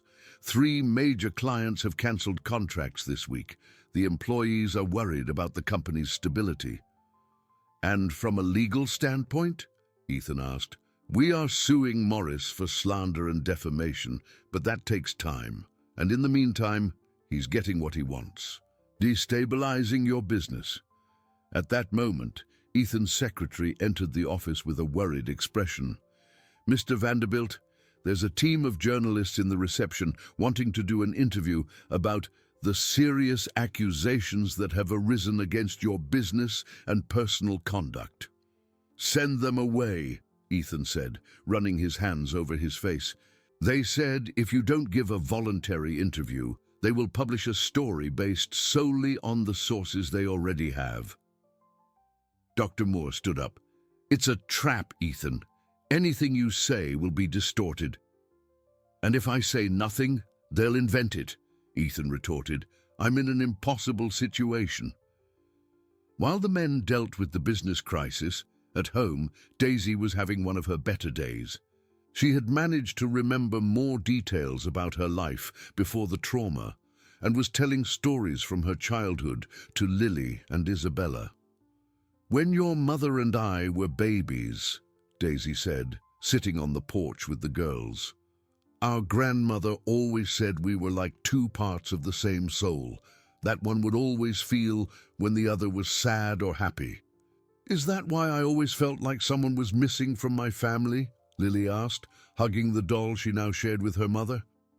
Maybe, my dear, families have connections that go beyond what we can understand. Isabella, who had adapted perfectly to the role of the older cousin, asked an innocent question that brought an unexpected revelation. Aunt Daisy, do you remember Lily's father's name? Daisy was quiet for a moment, as if organizing fragmented memories. Frank, she said finally. His name was Frank Townsend. He was a handsome man, but a big liar. The surname hit Nora like a bolt of lightning. She was serving juice to the girls when she heard the answer and almost dropped the tray. Townsend? She asked, trying to keep her voice casual. Are you sure about that last name? I am, Daisy confirmed. Why? Do you know someone with that name? Nora quickly excused herself and ran to call Ethan. When he answered, she got straight to the point. Mr. Vanderbilt, Lily's father's name is Frank Townsend. Townsend, Ethan repeated, a chill running down his spine. Any relation to? There could be, sir. Morris Townsend might be related to Lily's father. That would explain why he's so interested in destroying you and this family. The discovery completely changed the perspective on the persecution they were suffering. If Morris was related to Frank, he might be acting not just out of business ambition, but for personal reasons related to Lily's family. Dr. Moore, Ethan said immediately after the call, we need to investigate the Townsend family. There might be a personal connection that explains Morris's obsession. I'll put a private investigator on it today. That afternoon, the situation became even more complicated when Laura Smith, the social worker who had helped with the case at the clinic, showed up at Ethan's house with disturbing news. I've received a formal complaint against you, she said, visibly embarrassed. Someone alleged that Daisy is not mentally fit to care for Lily and that the child should be placed in a foster family. Who filed this complaint? Ethan asked, though he already suspected the answer. The complaint is anonymous, but it came through a lawyer from Denver hired by concerned relatives. Morris, Ethan muttered. He's trying to separate Daisy from Lily. I'll have to conduct an evaluation, Laura said sadly. It's mandatory procedure, but I can assure you it will be fair and based on reality, not rumors. When Daisy learned of the new threat, she had a severe anxiety attack. The possibility of being separated from Lily again sent her into a state of panic. They're going to take my daughter again, she cried, clutching Lily tightly. I can't lose her again.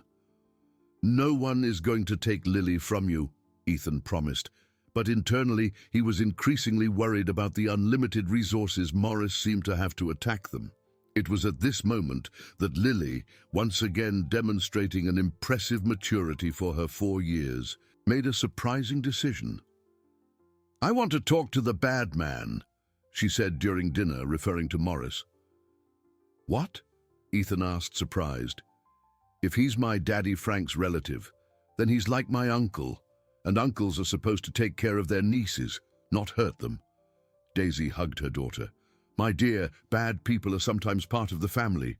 That doesn't mean we can trust them." But if I talk to him, maybe he'll stop being bad," Lily insisted, with the childlike logic of someone who still believes in the goodness of people. The idea, though touching, was obviously dangerous. Morris had shown he had no scruples in using any situation to his advantage. That night, Dr. Moore brought the results of the investigation into the Townsend family. "Frank Townsend is indeed Morris's younger brother," he confirmed. "But there's more. Frank has a history of problems with alcohol and drugs. He's currently in a rehabilitation clinic in New York." "Does Morris know about Lily?" "Apparently not, at least not until recently. But when he found out about your situation, he must have investigated and discovered the connection." "And now what does he want? Revenge? Blackmail?" "Possibly both. If he can prove you are an unstable family, he might try to get custody of Lily through Frank. A biological father has strong legal rights." The revelation was terrifying. If Morris brought Frank in to claim paternity, even if the man was clearly unfit, it would create a complex legal battle that could result in Lily being separated from Daisy again. "We have to act first," Ethan said, "before Morris brings Frank into the game." "How?" "We'll expose the truth about everything. The irregular clinic, Walter and Valerie's scheme, Morris's smear campaign.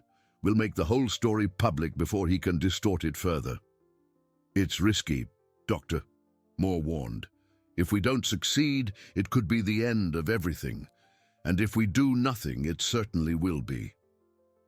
While the adults planned their strategy, Lily slept peacefully between Daisy and Isabella, the three forming a small family that had been reunited against all odds. The rag doll was carefully positioned within reach of all of them, a silent symbol that, no matter what happened, the love that united them was stronger than any force trying to tear them apart. But as the night wore on, Ethan couldn't help but think that the most difficult battle was yet to come. Morris had resources, influence, and now a powerful personal motivation. The only advantage they had was the truth, but in a world where media and money often spoke louder than justice, that might not be enough. The war for the family they had built was just beginning, and Morris's next move would be decisive for everyone's fate. Monday brought the news Ethan feared most. Frank Townsend had arrived in Rock Springs over the weekend, brought by Morris directly from the rehabilitation clinic in New York. Dr. Moore called early with the urgent warning, "Ethan, they've filed for a paternity test and an emergency custody request," the lawyer said, his voice heavy with concern. "Frank claims he only just found out about his daughter's existence and wants to assume his paternal responsibilities." "Responsibilities?" Ethan exploded.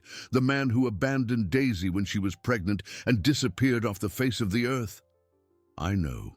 But legally, that doesn't prevent him from establishing paternity, and Morris is funding the best lawyers in Denver for the case." Ethan sat heavily in his office chair, looking out the window at the mountains surrounding Rock Springs. In a few short weeks, his life had changed completely, and now everything he had built was under threat. "How much time do we have?" he asked. "The hearing is set for Friday. It's very fast, but Morris has influence in the local judiciary." At that moment, Nora entered the office with a worried expression. "Mr. Vanderbilt, there's a man at the door asking for Lily. He says he's her father." Ethan's blood ran cold. "Where are Daisy and the girls?" "Upstairs in the bedroom playing. They don't know he's here. Keep them up there and don't let anyone go up." Frank Townsend stood on the porch, visibly nervous and restless. At 30, he still bore the signs of years of addiction, too thin, with sunken eyes and trembling hands. He wore expensive clothes that were clearly not his own, provided by Morris to improve his appearance. "You must be Ethan Vanderbilt," Frank said, trying to sound confident but failing. "I've come for my daughter." "Your daughter?" Ethan retorted. "The child you abandoned 4 years ago when you found out Daisy was pregnant?" "I was young and had problems," Frank answered defensively. "But I'm better now. I've been clean for 3 months and I want to do the right thing. The right thing would have been to do this 4 years ago." "Look," Frank said, losing his false composure. "My brother explained the situation. You took advantage of a mentally ill woman to keep the girl. That's not legal. We saved a child who was being mistreated and a woman who was being held against her will in an irregular clinic. According to Morris, you made up this whole story to justify the kidnapping." Ethan realized that Frank was just repeating the lies Morris had told him. The man was clearly manipulable, still fragile from years of addiction. "Frank," Ethan said, changing his tone to something more understanding, "do you really want to raise a child? To take on the responsibility of caring for a 4-year-old girl who has been through severe trauma?" Of course I do," Frank replied, but his hesitation was evident. "She's my daughter. And Daisy, do you care what happens to her?" "Morris said she's fine, that you're taking care of her." "Morris lied to you, Frank. Daisy almost had a relapse yesterday when she heard you were in town. She's still recovering from the abuse she suffered." For the first time, Frank seemed genuinely conflicted. "I didn't want to hurt anyone. I just want to meet my daughter." At that moment, Lily appeared at the top of the stairs, having slipped past Nora's watch. When she saw Frank in the living room, she came down slowly, studying him with the natural curiosity of children. "Are you my daddy?" she asked directly, without fear, but also without emotion. Frank was visibly shaken to see the girl for the first time. The resemblance between them was undeniable, the same brown eyes, the same face shape. "I am," he answered in a hoarse voice. "I'm your daddy." Lily watched him for a long moment before speaking again. "Why did you go away when I was in Mommy's tummy?" The child's simple, direct question left Frank speechless. He looked at Ethan, then at Lily, clearly not knowing how to explain his absence. I was sick," he said finally. "But I'm better now." "Mommy was sick too," Lily replied. "But Uncle Ethan and Grandma Nora took care of her. Why didn't you?" At that moment, Daisy appeared at the top of the stairs, drawn by the voices. When she saw Frank, she turned pale and clung to the banister. "Frank," she murmured, descending slowly, "what are you doing here?" "Daisy," he said, clearly uncomfortable, You're okay." "I am now," she replied, positioning herself protectively behind Lily. "After everything we've been through. Morris told me you had mental problems, that you couldn't take care of Lily." "And where were you when I needed help?" Daisy asked, tears starting to form in her eyes. "Where were you when bad men took our daughter away from me?" Frank had no answer. He looked between Daisy and Lily, clearly realizing his presence there was more harmful than helpful. "Morris said you'd want to see me," he said weakly, "that maybe we could. Try again." "Morris lied," Daisy said firmly. "Just like you lied when you promised you'd stay with me." Lily, observing the tension between the adults, made a surprising decision. She approached Frank and took his hand. "Daddy Frank," she said seriously, "do you really want to take care of me?" Yes, I do," he replied, but his voice trembled.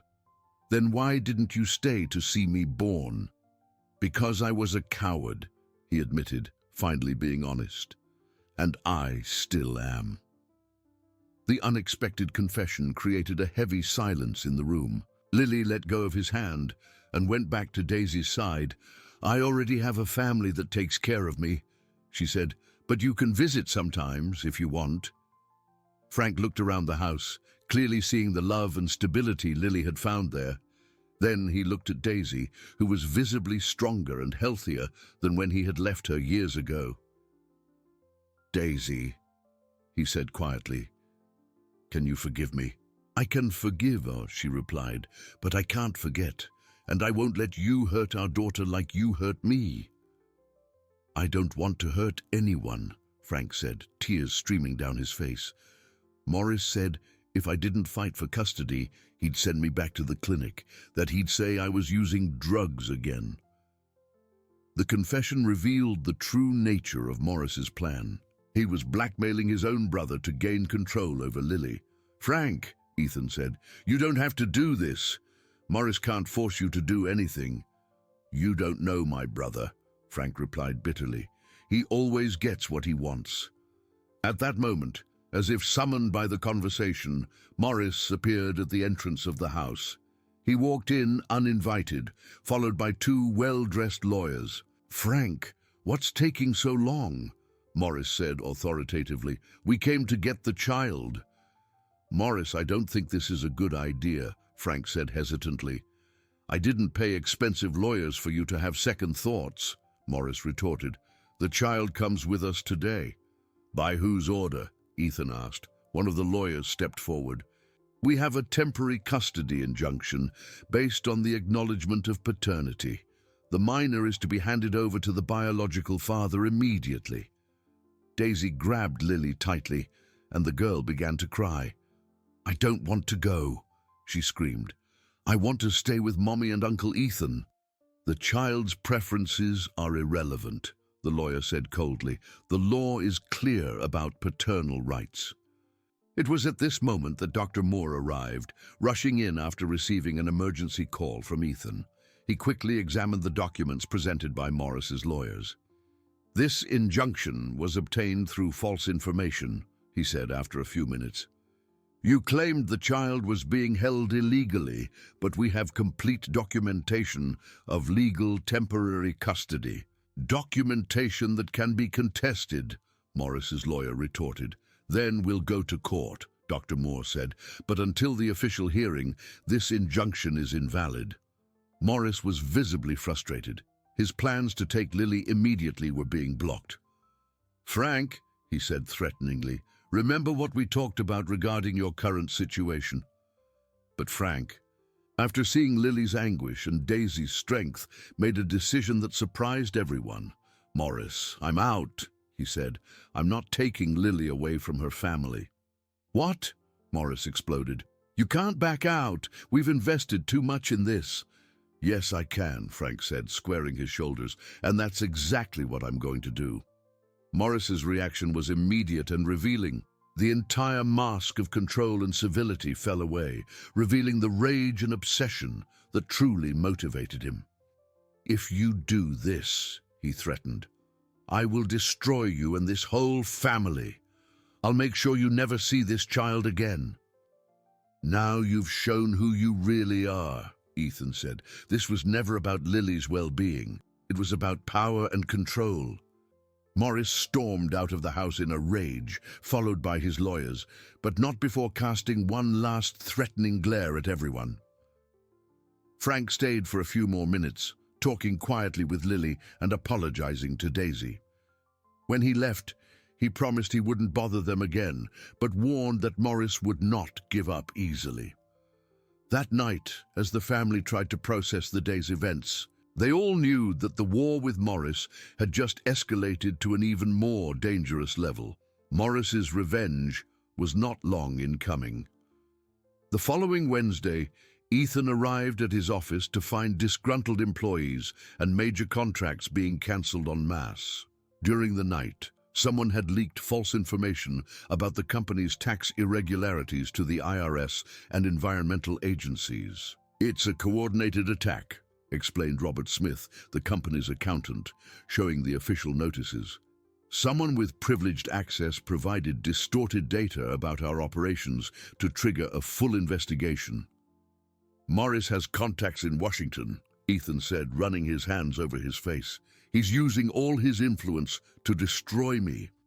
The situation worsened when 3 of the main clients called on the same morning to cancel multi-million-dollar contracts. They all cited concerns about the institutional stability of the company, using virtually the same words, which indicated an orchestrated campaign. "If this continues," said the financial manager, "we'll have to lay off half the employees by the end of the month." Ethan knew that was exactly what Morris wanted, to force him to sell the company in desperation for a fraction of its real value. But there was something more at stake now, his ability to support Daisy and Lily. At home, the situation was also tense.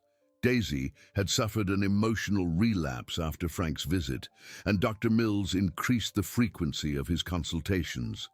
Lily, ever perceptive, noticed the adult's nervousness and started having nightmares again.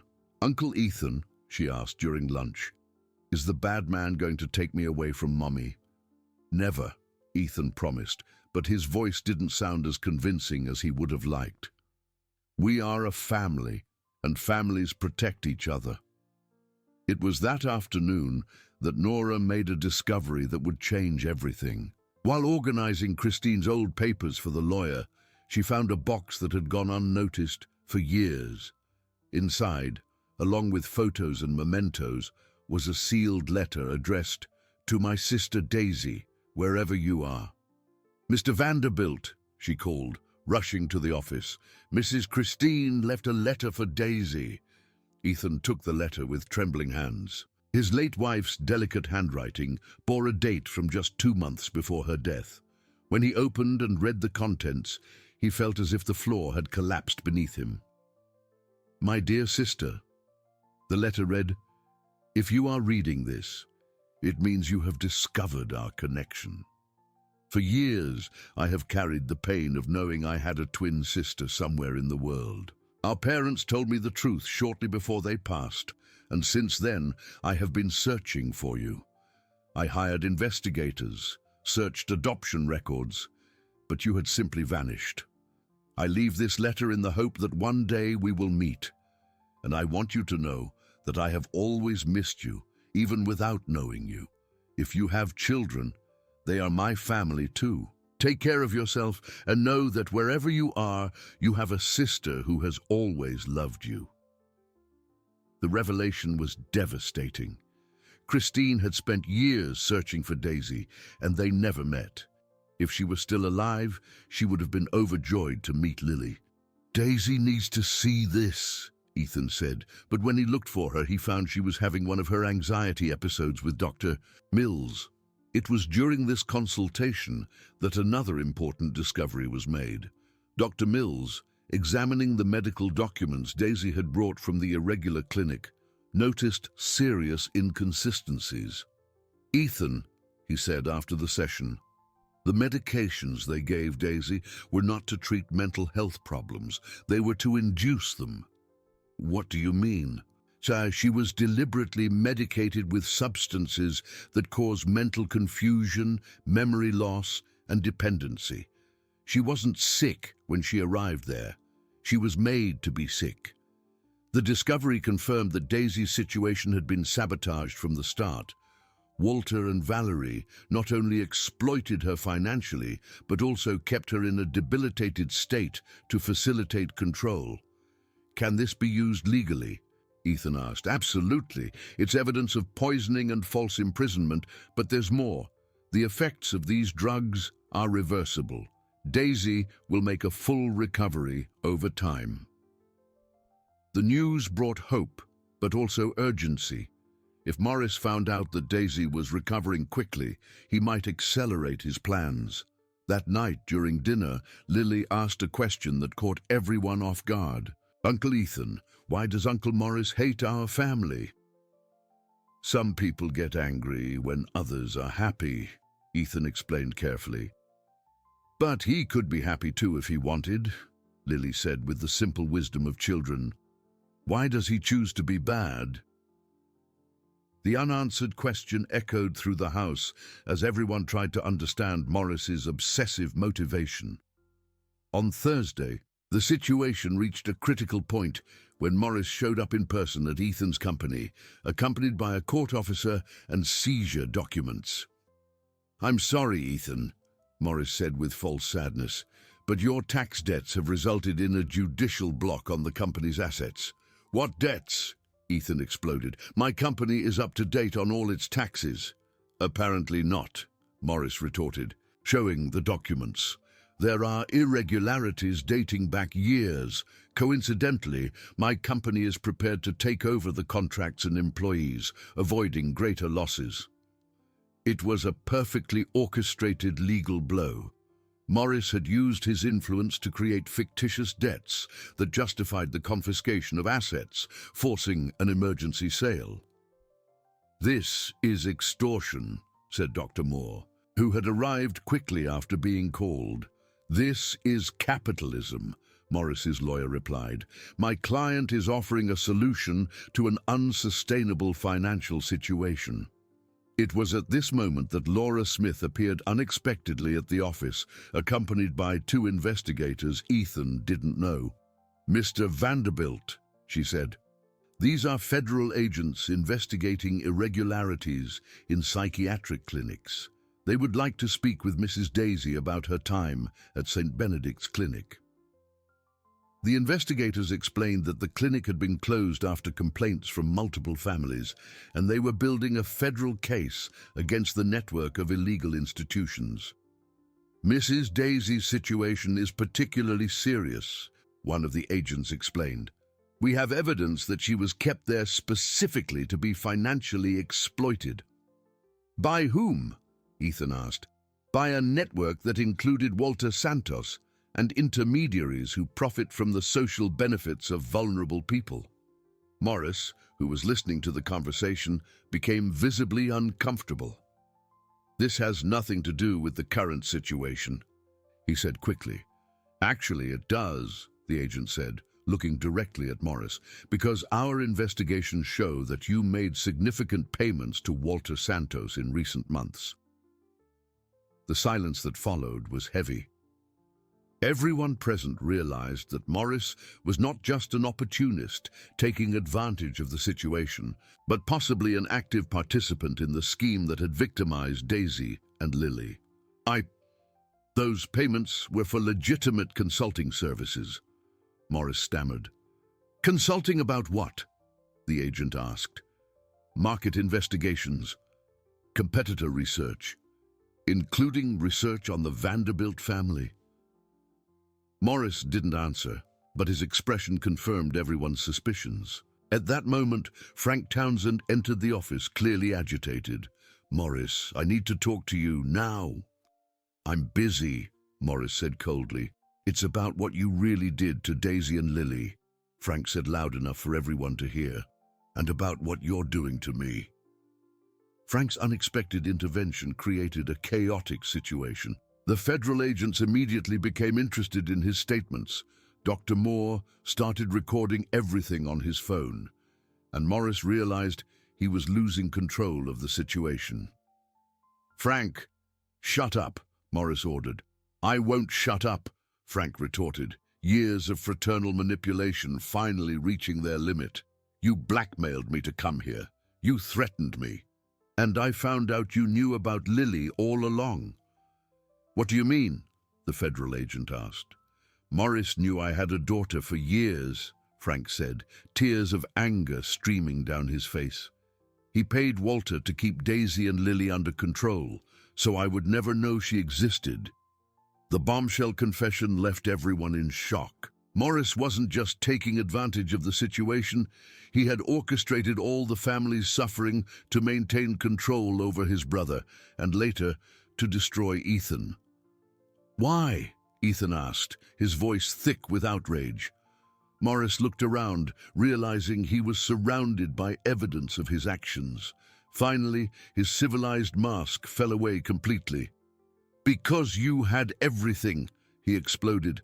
Family, company, respect, while I had to take care of an addict brother and deal with the consequences of his mistakes. When I found out about the child, I saw an opportunity to use it against you. Using an innocent child, Dr. Moore said with disgust. She was just a tool, Morris said coldly, revealing the extent of his cruelty. Those words sealed his fate. The federal agents immediately took him in for questioning, while Frank, finally free from his brother's manipulation, agreed to cooperate fully with the investigations. When Ethan arrived home that night, he found Lily playing peacefully with Isabella in the yard, while Daisy read Christine's letter for the 10th time, tears of joy and sadness mixed on her face. "How did she know I existed?" Daisy asked when she saw Ethan. "Because sisters feel when something is missing in their lives," he replied, "just like you always knew you belonged to a bigger family." That night, for the first time in weeks, the entire family slept in peace, knowing that the threat that had loomed over them had finally come to an end.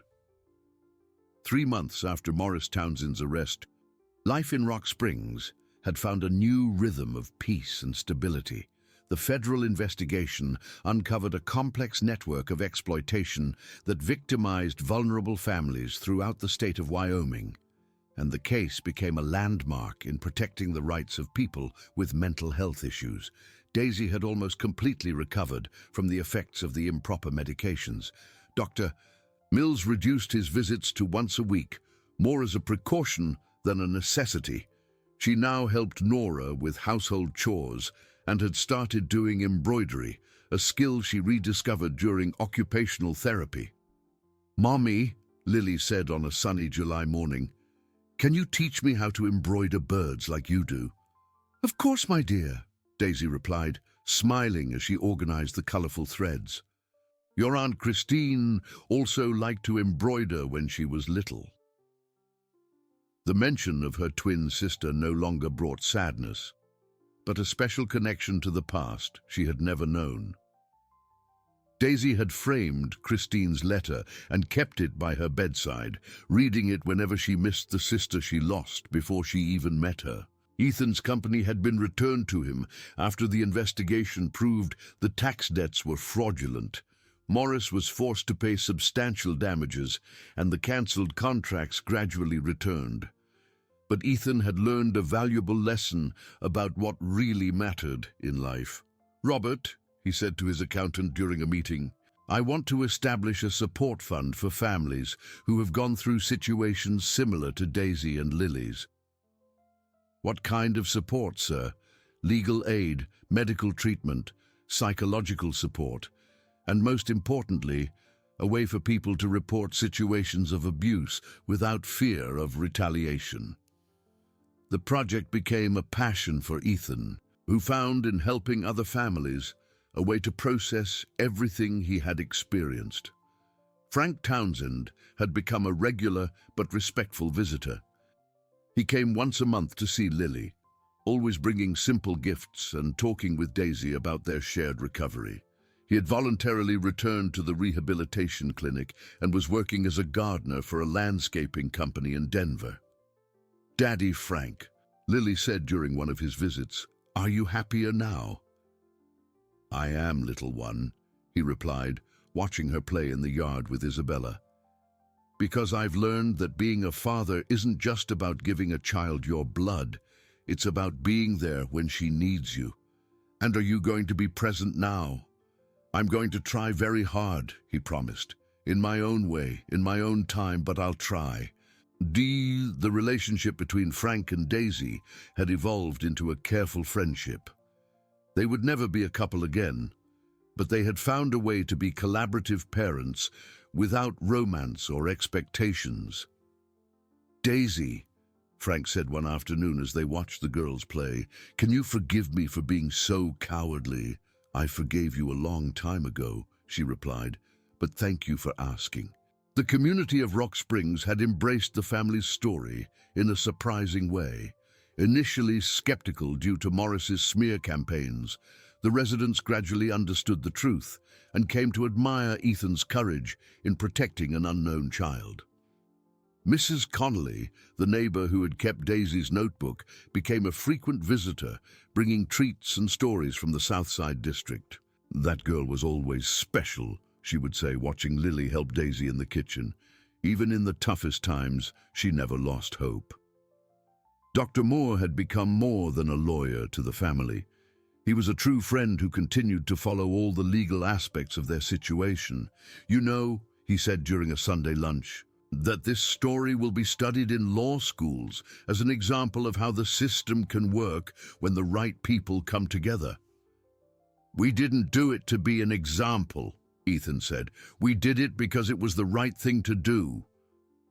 "That's exactly why it is an example," the lawyer retorted. Laura Smith had been promoted due to her excellent work on the case, but continued to visit the family to monitor Lily's development. "It's impressive," she commented to Dr. Mills, "how this child managed to maintain her sweet essence despite everything she went through." "Children are more resilient than we imagine," the psychiatrist replied, "especially when they find true love." Named the rag doll that had started the whole journey now occupied a special place on Lily's bedroom shelf. She no longer needed to sleep clutching the toy, but she still talked to it occasionally, especially when she wanted to talk to the memory of her Aunt Christine. "Aunt Christine," she whispered one night, "thank you for making Uncle Ethan a good person. He took care of me and Mommy when you couldn't." Isabella, who had become more than a cousin to Lily, a sister of the heart, also developed a special relationship with Daisy. "Aunt Daisy," she asked one day, "can you teach me how to make the doll you made for Lily?" "Of course, my dear," Daisy replied. "What kind of doll do you want?" "One that looks like my mom," Isabella said, "for when I miss her." The project became a family activity, with Nora helping with the sewing and Lily choosing the colors. When they finished, Isabella had a beautiful doll that really looked like Christine, based on the photos they had studied together. The household routine had settled into a natural rhythm. Daisy woke up early to help with breakfast. Lily played with Isabella before school, and the afternoons were dedicated to family activities. Ethan always came home from work with time to hear about the girls' day. "Uncle Ethan," Lily said one night as he tucked her into bed, "do you remember when you found me on the road?" "I remember it very well. Why?" "I was digging to find my mommy, but I found you all too. I think that's what was supposed to happen." "Why do you think that?" "Because now everyone has what they need. Mommy has someone to take care of her. I have a big family, and you have daughters to tell stories to before bed." The child's simple wisdom touched Ethan deeply. She was right. They had all found exactly what they needed, even if they didn't know they were looking. In late July, the family received an unexpected visit. It was Dr. Sebastian Carter, the former director of the Irregular Clinic, who had been released after serving pre-trial detention and giving a full testimony about the exploitation network. "I came to ask for forgiveness," he said, visibly dejected and ashamed, "and to bring something that belongs to Mrs. Daisy." He handed over a small suitcase with personal belongings that had been confiscated when Daisy was admitted, some clothes, photographs, and most importantly, a diary where she had recorded memories of Lily as a baby. "I know I can't undo the harm I caused," Dr. Carter said, "but I wanted to at least return this." Daisy accepted the suitcase with dignity, with no visible anger. "Doctor," she said, "you did wrong things, but you are also trying to fix them. That's already a start." When he left, Daisy opened the diary and found notes about Lily's first steps, her first words, and childish drawings glued to the pages. They were precious memories she thought she had lost forever. "Look, Lily," she said, showing a drawing the girl had made at age 2. "You were already drawing birds even when you were tiny." "I've always liked birds," Lily said, studying her old drawing, "because they can fly wherever they want and always find their way home." That night, Ethan found Daisy on the porch, looking at the stars over Rock Springs. "How are you feeling?" he asked. "Complete," she replied simply.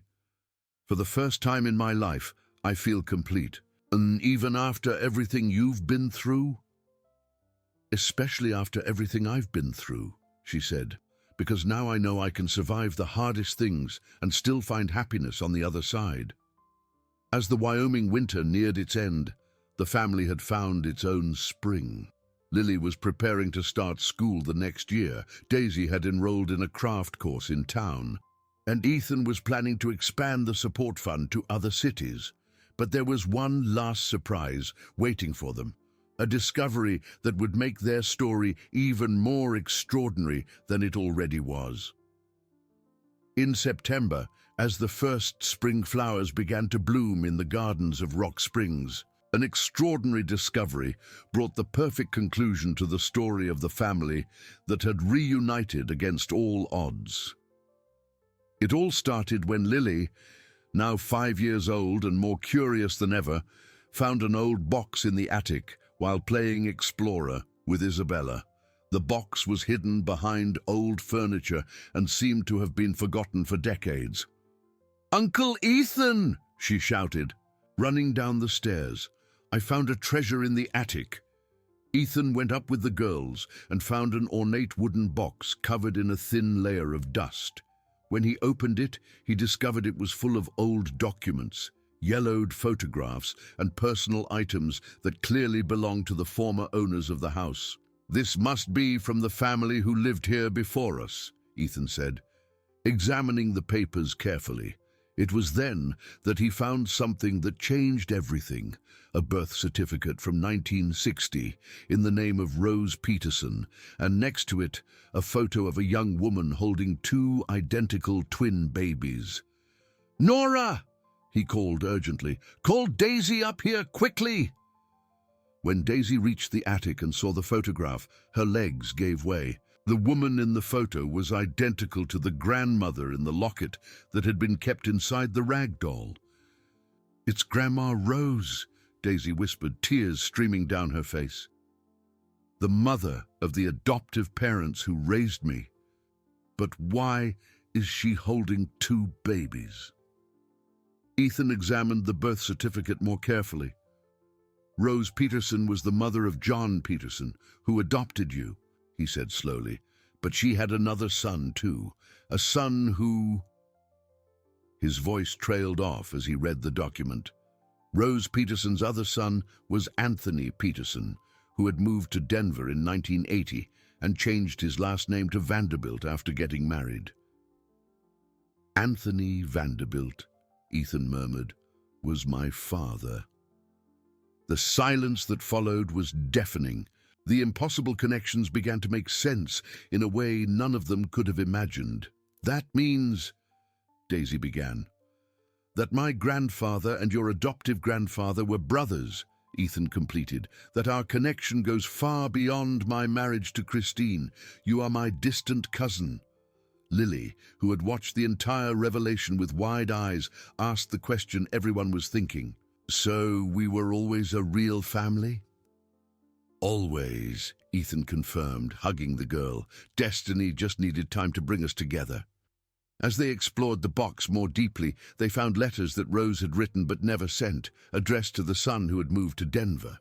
In the letters, she mentioned John's sadness at having to give one of the twins to another family, and how he always hoped that one day the sisters would be reunited. "Grandma Rose knew about Christine and Daisy," Nora said, reading one of the letters. "She knew they both existed and always wished they would meet. And she knew about our family too," Ethan added, finding a letter that specifically mentioned the hope that the families would reunite when the time was right. The discovery explained so many things: why Lily had been found exactly on the road that passed by Ethan's property, why the rag doll had so perfectly preserved the family's memories, and most importantly, why they had all connected so naturally from the first meeting. "It wasn't a coincidence," Daisy said, holding the locket she had kept for years without knowing its true importance. "It was a plan our family made a long time ago." That night, they organized a special celebration. Frank came from Denver, Dr. Moore brought his wife and children, Laura showed up with a homemade cake, and even Mrs. Connolly made the trip from the Southside District to join the party. "What exactly are we celebrating?" Frank asked, smiling as he saw everyone's joy.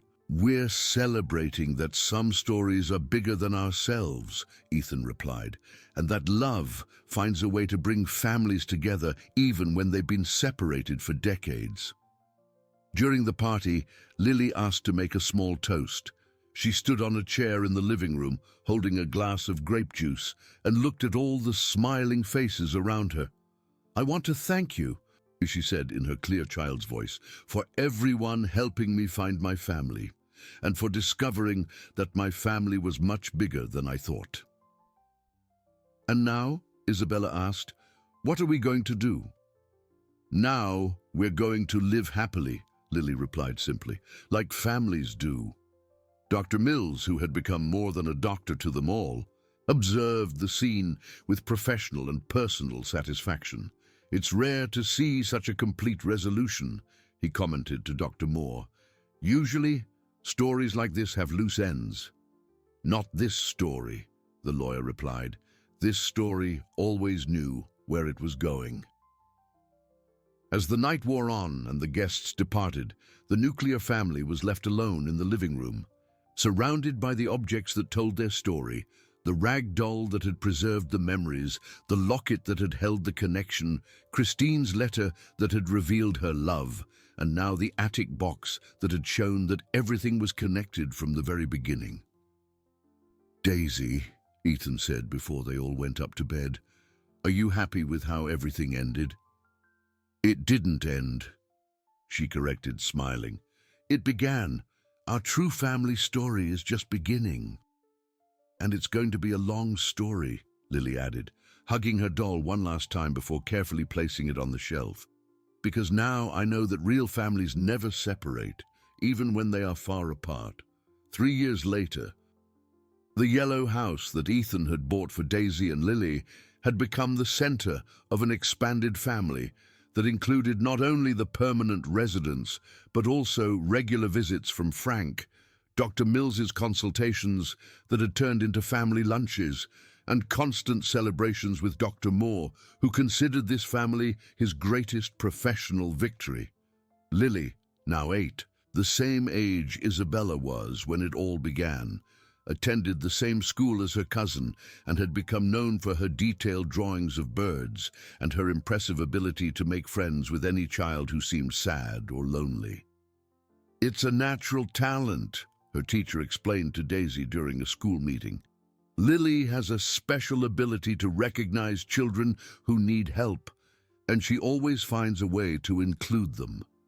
Daisy smiled, knowing exactly where that ability came from. "She learned that no one should be left alone," she replied simply. The support fund Ethan had created had become a benchmark in Wyoming, helping dozens of families reunite and overcome situations of abuse and exploitation. Morris Townsend continued to serve his sentence, but his exploitation network had been completely dismantled. Walter and Valerie had been convicted and were also serving time, but their remorse seemed genuine. Valerie had sent a letter to Daisy asking for forgiveness, and although Daisy never replied, she kept the letter as a reminder that people can change. The rag doll remained on the shelf in Lily's room, no longer as an emotional necessity, but as a symbol of the journey they had traveled together. Occasionally, when Lily faced a challenge at school or had a nightmare, she still talked to the doll, but now the conversations were of gratitude, not despair. "Thank you, Mommy Daisy from the doll," she would sometimes whisper before sleep, "for teaching me that there is always hope, even when it seems there is none."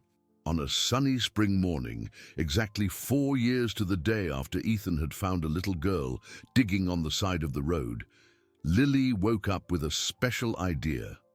"Mummy," she said to Daisy during breakfast, "can I make a present for Uncle Ethan?" "Of course, my dear. What kind of present?" "I want to make a doll that looks like him, so when he gets sad, he can remember he has a family that loves him." The idea deeply touched Daisy, and she immediately agreed to help. Over the following weeks, mother and daughter worked together creating a carefully detailed male doll with dark hair like Ethan's and clothes that looked like his work suits.